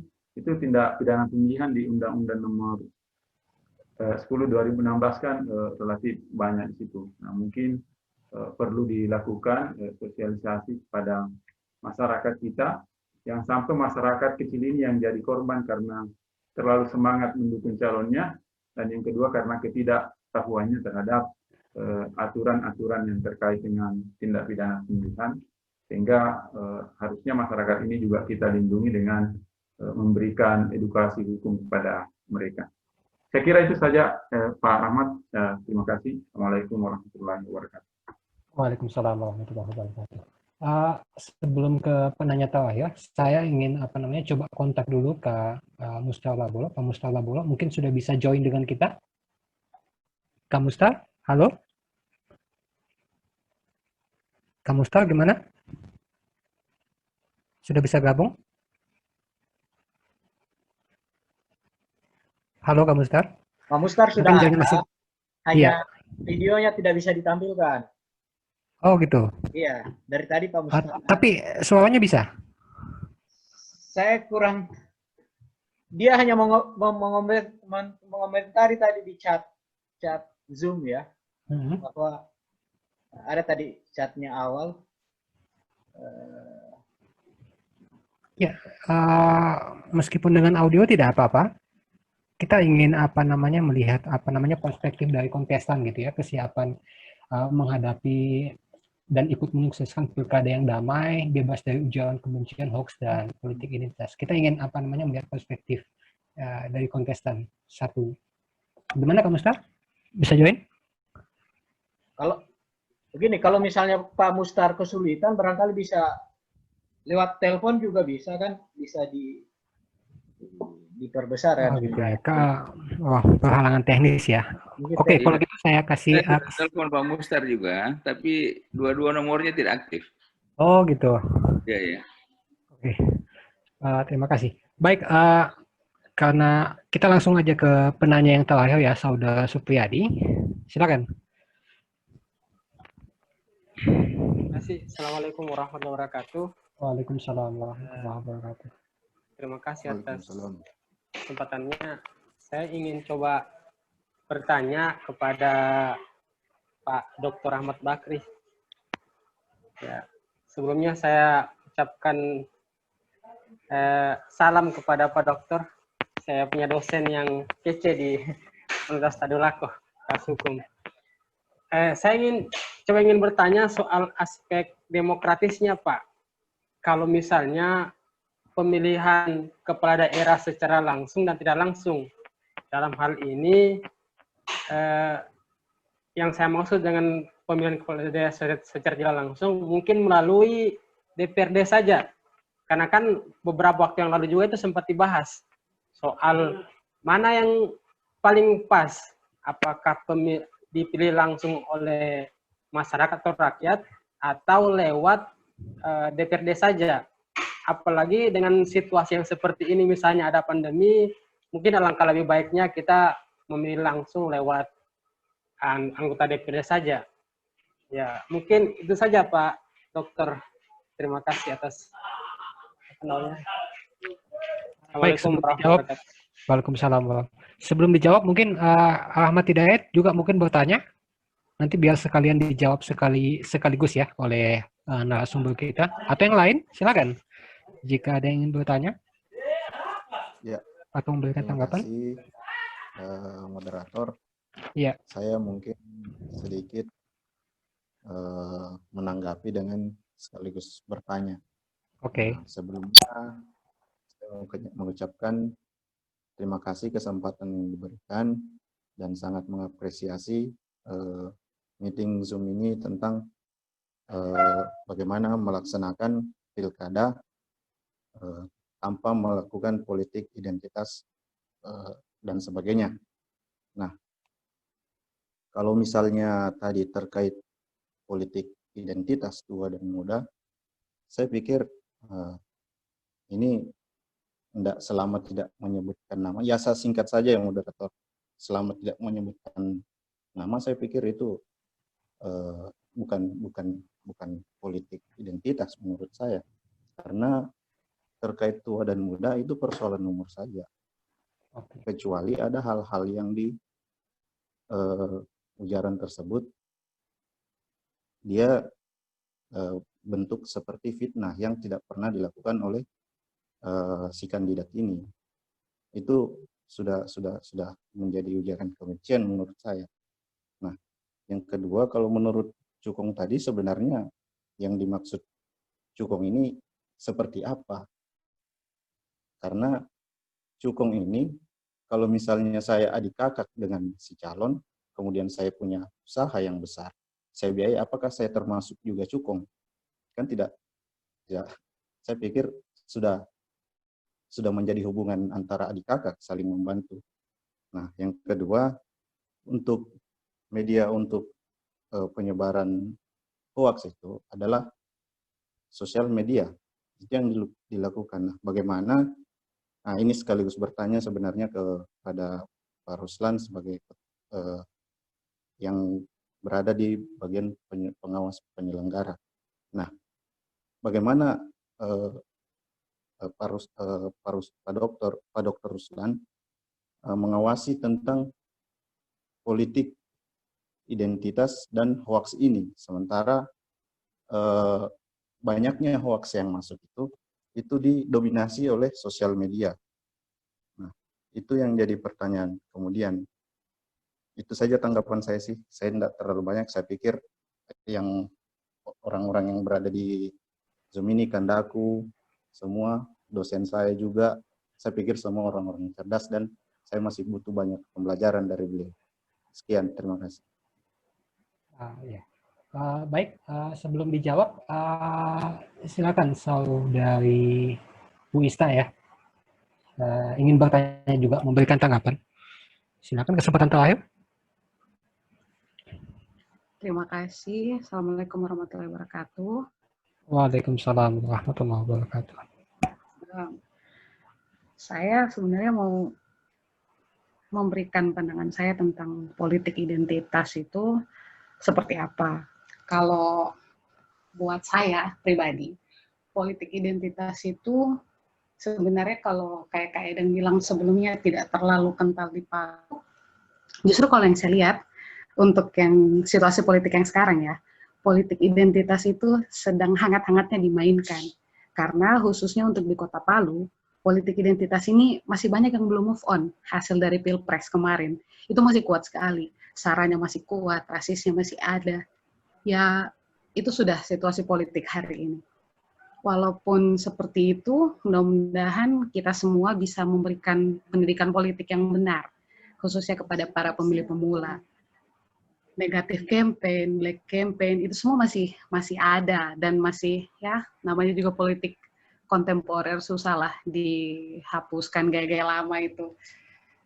Yang paling penting sebenarnya kita semua menyadari bahwa setelah 2020 akan ada momen 2024. Nah, 2024 akan ada momen 2028. 2028 itu kan nanti 100 tahun Sumpah Pemuda. Dari sekarang, kita sudah harus memberikan edukasi politik yang benar. Minimal dari kita sendiri mampu meyakinkan orang-orang di sekitar kita, baik itu relawan maupun teman-teman tim kerja koalisi partai, bahwa politik identitas ini sudah sesuatu yang sangat tertinggal untuk dilakukan. Negatif campaign dengan menyebutkan tua atau muda, itu sudah bukan gaya yang harus dilakukan hari ini di tahun 2020. Dan persoalan cukong yang sempat tadi disebut oleh Pak Dokter. Assalamualaikum Pak Dokter. Itu kalau saya persoalan cukong ini memang masih menjadi misteri yang susah dimengerti tapi rahasia publik. Jadi susah untuk kita mempercayai dengan benar mau berlabuh kepada siapa misalnya. Di luar negeri itu sistem politik Amerika dan Eropa ada penggalangan dana publik. Jadi itu dibuka, penggalangan dana publiknya itu diberikan kesempatan kepada masyarakat untuk membantu kandidat yang mereka sukai dan mereka percayai mampu membawa gagasannya. Saya pikir itu bisa dicoba dan diterapkan barangkali kalau memang cocok dan bisa, tapi entah apakah ada peraturan yang mengikat dan menjelaskan tentang itu saya juga belum tahu karena saya juga masih banyak proses belajar. Saya pikir sekian dari saya. Terima kasih. Iya, terima kasih Ista sudah memberikan tanggapan. Baik, langsung kepada materi keempatnya langsung saya gilir aja nih, mulai dari Pak Ahmad Bakri karena saya kira ketiga pertanyaannya itu menyasar ya keempat pembicara. Mungkin waktunya maksimal 5 menit ya untuk masing-masing pembicara dalam menjawab pertanyaan tadi. Saya mulai dari Dr. Ahmad Bakri, silakan Pak. Baik Pak Rahmat, ini sebenarnya tidak menjawab, ini sekedar sharing saja. Oke. Pertama tadi yang disampaikan Pak Supriyadi, beliau ini alumni Fakultas Hukum Unpad yang advokat sekarang. Itu kan di Undang-Undang Dasar kita di Konstitusi bahwa kepala daerah itu dipilih secara demokratis. Nah, dipilih secara demokratis itu bisa dimaknai bisa pemilihan langsung, bisa juga dipilih lewat perwakilan. Jadi sebetulnya kalau dipilih oleh DPRD tidak berarti bahwa pemilihan itu tidak menjadi demokratis. Tapi politik hukum yang kita pegang saat ini adalah demokratis itu diparalelkan dengan pemilihan langsung. Nah, di 2014 kan pernah kita hendak beralih ke pemilihan kepala daerah lewat sistem perwakilan yang sebetulnya demokratis juga. Nah, tetapi pada saat itu kan diveto dengan Perpu oleh Pak SBY.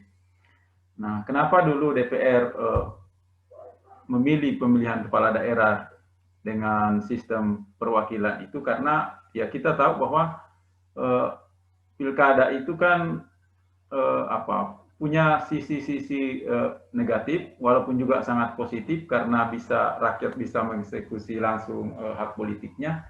Tetapi kan banyak juga ekses di masyarakat terkait dengan pemilihan kepala daerah yang dilakukan secara langsung ini. Misalnya birokrasi itu kan sekarang menjadi tidak tenang.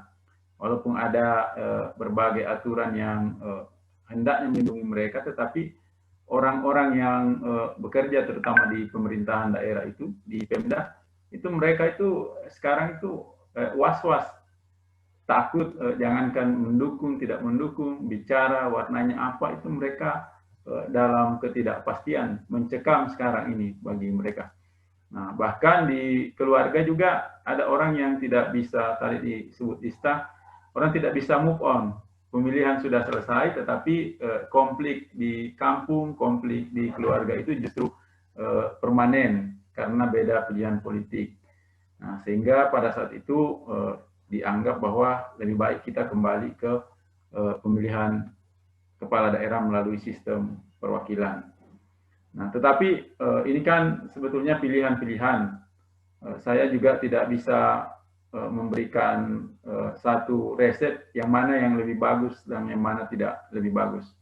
Tapi kalau saya sebetulnya kecenderungan saya itu kalau pemilihan bupati dengan wali kota, kalau saya lebih cenderung dilakukan melalui sistem perwakilan lewat anggota DPRD yang ada di gedung DPRD itu. Tapi ini kan tentu juga punya mudarat juga.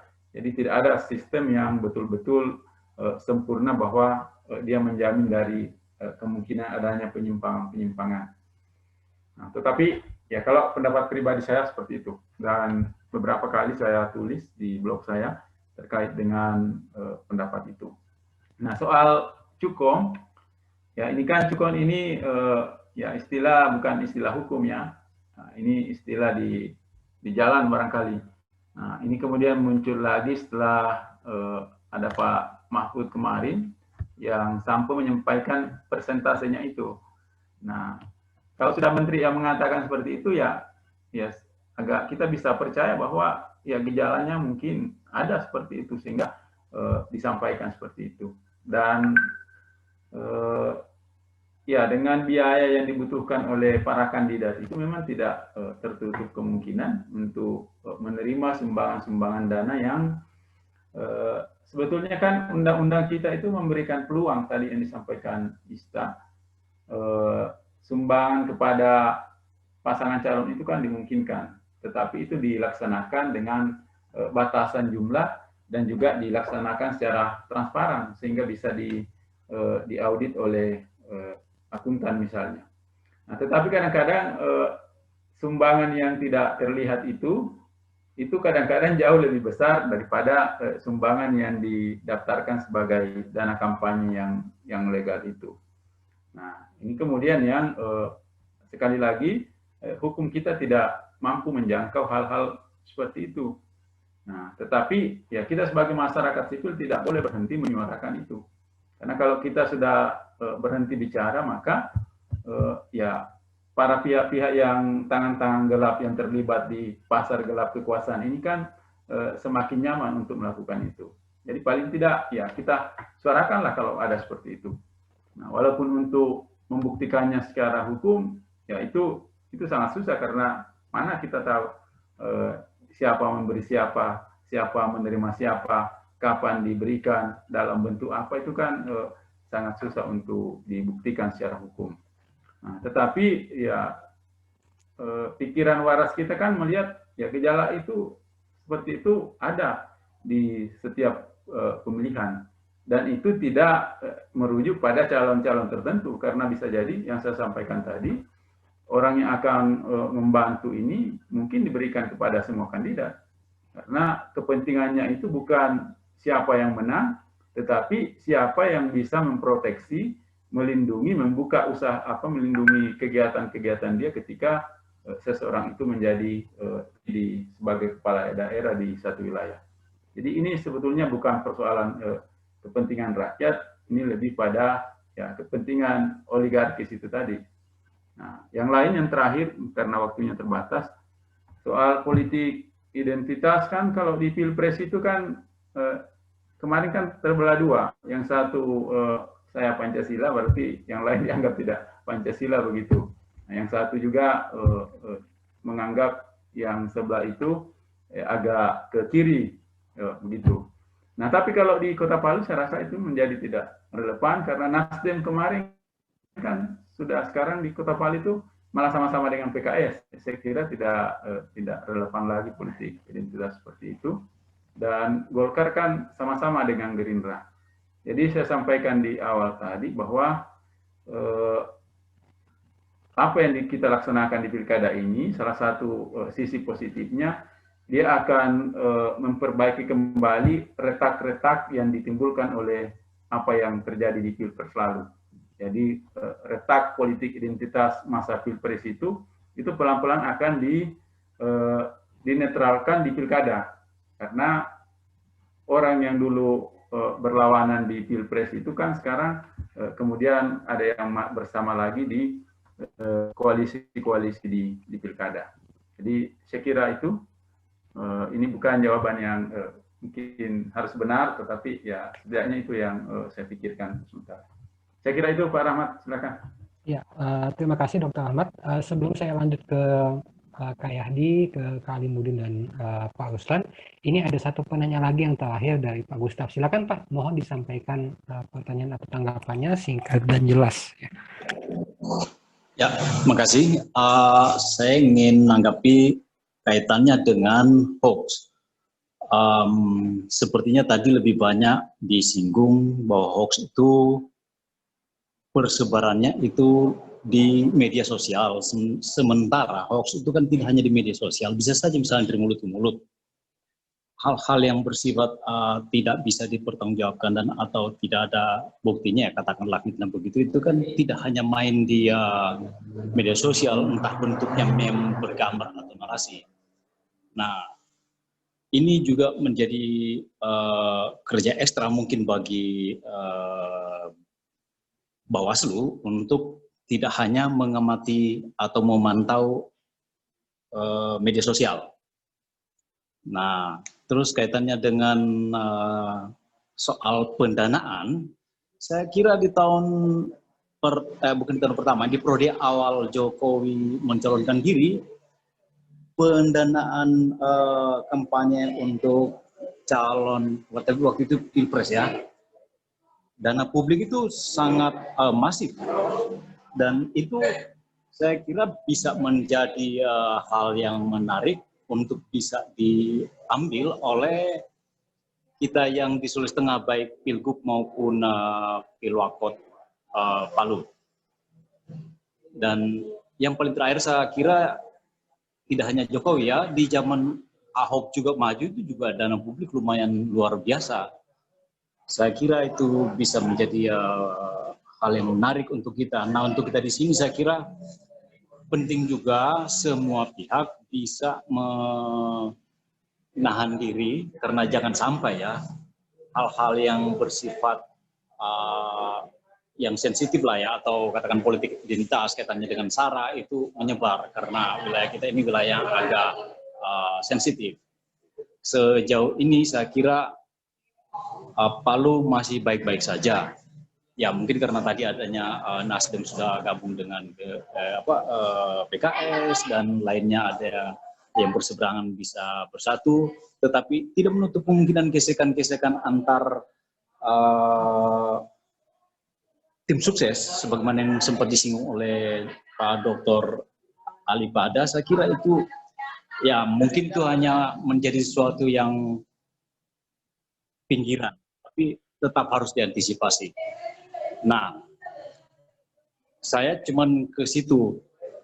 Soal kalau kaitannya dengan cukung-cukung, ya namanya orang yang punya modal duit banyak, dia pasti akan main di mana-mana. Karena dia, ya saya sepakat tadi dibilang bahwa ini bukan soal kepentingan rakyat, tapi kepentingan oligarki tertentu. Kalau soal, umur juga saya kira berkaitan dengan identitas. Politik liberal itu akan menempatkan apa saja yang bisa dia kampanyekan, terutama yang kampanye negatif untuk menyerang lawan atau melemahkan lawan. Dan hal seperti itu pastilah akan dimainkan juga. Dan ini kelihatan sekali, misalnya ada calon tertentu dibilang sudah ada yang bilang muda, energi dan seterusnya, tua, mungkin dianggap kurang energik. Ini kan kampanye negatif menurut saya. Dan ya kalau kita mau pendidikan politik yang baik bagi rakyat, maka hal-hal yang bersifat identitas ini atau politik yang kurang baik ke depan, kita harus maju, kita harus tinggalkan itu. Kita tawarkan program kalau mau bermain. Saya kira seperti dari saya. Terima kasih. Ya, terima kasih Pak Gustaf. Langsung aja ke Kak Alimuddin dulu. Kak Yahdi, saya lihat ini ada keluar sebentar. Kepada Kak Alimuddin, silakan memberikan tanggapan atas keempat pertanyaan tadi.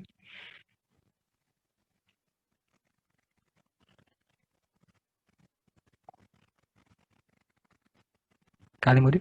Oke. Ya, saya kira tadi beberapa, bukan pertanyaannya, cuma komentar-komentar ya kayaknya kalau saya lihat ya. Tadi dari Supriyadi kan saya kira sudah jelas ya. Kemudian itu masalah cukong, yang paling ini masalah cukong kalau saya lihat ini. Tapi sebelum saya ke cukong ini, yang paling aneh memang politik identitas dan ujaran kebencian ya. Ya seperti saya katakan tadi bahwa sebenarnya memang ini ada muncul ya. Ada muncul beberapa waktu lalu, ini mulai muncul untuk politik identitas, kemudian ujaran kebencian juga sudah mulai ada SARA sudah mulai muncul ya. Tapi memang saya bilang tadi, ini betul-betul Bawaslu harus melihat ini, harus mengawasi ini, ya harus disampaikan, jangan sampai kita terpecah-pecah. Tidak boleh saya kira. Soal siapa yang jadi pemimpin, menurut saya kata tadi itu sudah memang, ya Allah sudah menulis bahwa dia akan jadi pemimpin mestinya, kalau kita mau sadari seperti itu. Jadi, apa yang terjadi, bagaimana kemudian sekarang ini, itu kita anggap itu satu pekerjaan yang memang kita harus melihat pemimpin kita yang mana. Menurut saya misalnya, saya punya calon seperti ini. Kita kampanyekanlah mereka, ini program dan sebagainya. Menurut yang sebelah, ini kita punya harusnya seperti itu. Kemudian nanti sebentar mereka setelah jadi, itu tidak ada lagi perpecahan di antara kita. Ya, kita sudah bekerja, tim sudah bekerja, ya, partai-partai sudah bekerja, apapun yang terjadi ya mereka yang menang, harusnya seperti itu. Itu yang saya lihat tadi ya. Kemudian masalah cukong ya, memang kalau soal bicara cukong ini ya mau atau tidak, ya itu ada. Ya terus terang kalau kita lihat politik ya memang seperti itu ada, tapi mau buktikannya sulit. Ya ini memang kerja-kerja cukong ini ya seperti itu ya. Betul tadi dibilang ya dia main kiri kanan. Kalau ada 5 semua dia taruh itu tadi, dibilang taruh telur di keranjangnya, memang ya seperti itu. Karena mereka juga mau aman nanti ke depan. Saya kira itulah memang ke depan ya, kalau memang masih kita bisa berkembang lagi politik kita sebenarnya, kalau memang ada dari rakyat itu bagus sekali. Atau mungkin presiden threshold misalnya. Kenapa tidak 0 saja? Ya, kalau memang Gerindra kemarin minta 0 saja. Jadi betul-betul pemimpin yang dipilih memang itu dari rakyat. Yang memang rakyat suka. Tapi sekarang kan tidak. Memang kalau tidak punya duit, ya mungkin tanda petik ya. Itu udah tidak bisa. Ya kalau ke depan misalnya bisa 0 saja pada threshold, kita bisa dapat pemimpin betul-betul yang tokoh masyarakat yang memang disukai oleh masyarakat. Dan mungkin bukan cuma 2 pasang. Ya, ada malah terjadi di tempat lain lawan kota kosong. Itu kan luar biasa. Ini kan sebenarnya tidak ada kecerdasan politik menurut saya ya. Kalau sampai kota kosong itu luar biasa. Karena ya seperti itu. Mereka borong semua, akhirnya tidak bisa bikin apa-apa. Ya, itu mungkin yang kalau komentar saya, kemudian untuk pemilu kita di Sulawesi Tengah nanti. Ya, terima kasih. Ya, terima kasih Kak Alimuddin. Selanjutnya, Kak Yadi, silakan. Kak Yadi Basma. Lagi keluar ya. Oh, baik. Kepada Pak Usman, silakan. Ya, terima kasih. Terkait dengan ujaran kebencian dan hoax ini, pada prinsipnya atas pelanggarannya, penegakan hukumnya diantaranya ada di Bawaslu dan juga ada di kepolisian. Lalu di mana letak irisannya? Mana kewenangan Bawaslu, mana kewenangan kepolisian? Kalau kita buka di Undang-Undang Pemilihan, letak perbedaan kewenangannya adalah pada saat pelaksanaan kampanye, yang kemudian peserta pemilihan dalam pelaksanaan kampanye. Jadi aturannya dalam pelaksanaan kampanye, kemudian peserta pemilihan itu ada menyampaikan hoax dan atau ujaran kebencian, di sana letak kewenangan Bawaslu bersama dengan Sentra Gakumdu untuk melakukan penegakan hukum pemilihan. Sehingga di luar daripada kampanye yang dilakukan oleh peserta pemilihan, maka tentunya itu menjadi ranah penegak hukum lain, dalam hal ini adalah pihak kepolisian. Jadi termasuk misalnya metode kampanye dengan menggunakan media sosial, ketika dia memuat larangan kampanye ada hoax dan ujaran kebencian, maka di sana ada kewenangan pengawas pemilihan. Jadi konteksnya adalah nanti pada saat pelaksanaan kampanye. Tapi kalau bukan pada saat pelaksanaan kampanye, berarti itu menjadi kewenangan pihak kepolisian untuk kemudian melakukan proses sesuai dengan Undang-Undang ITE. Demikian Pak Moderator, terima kasih. Mohon maaf atas segala kekurangan. Assalamualaikum warahmatullahi wabarakatuh.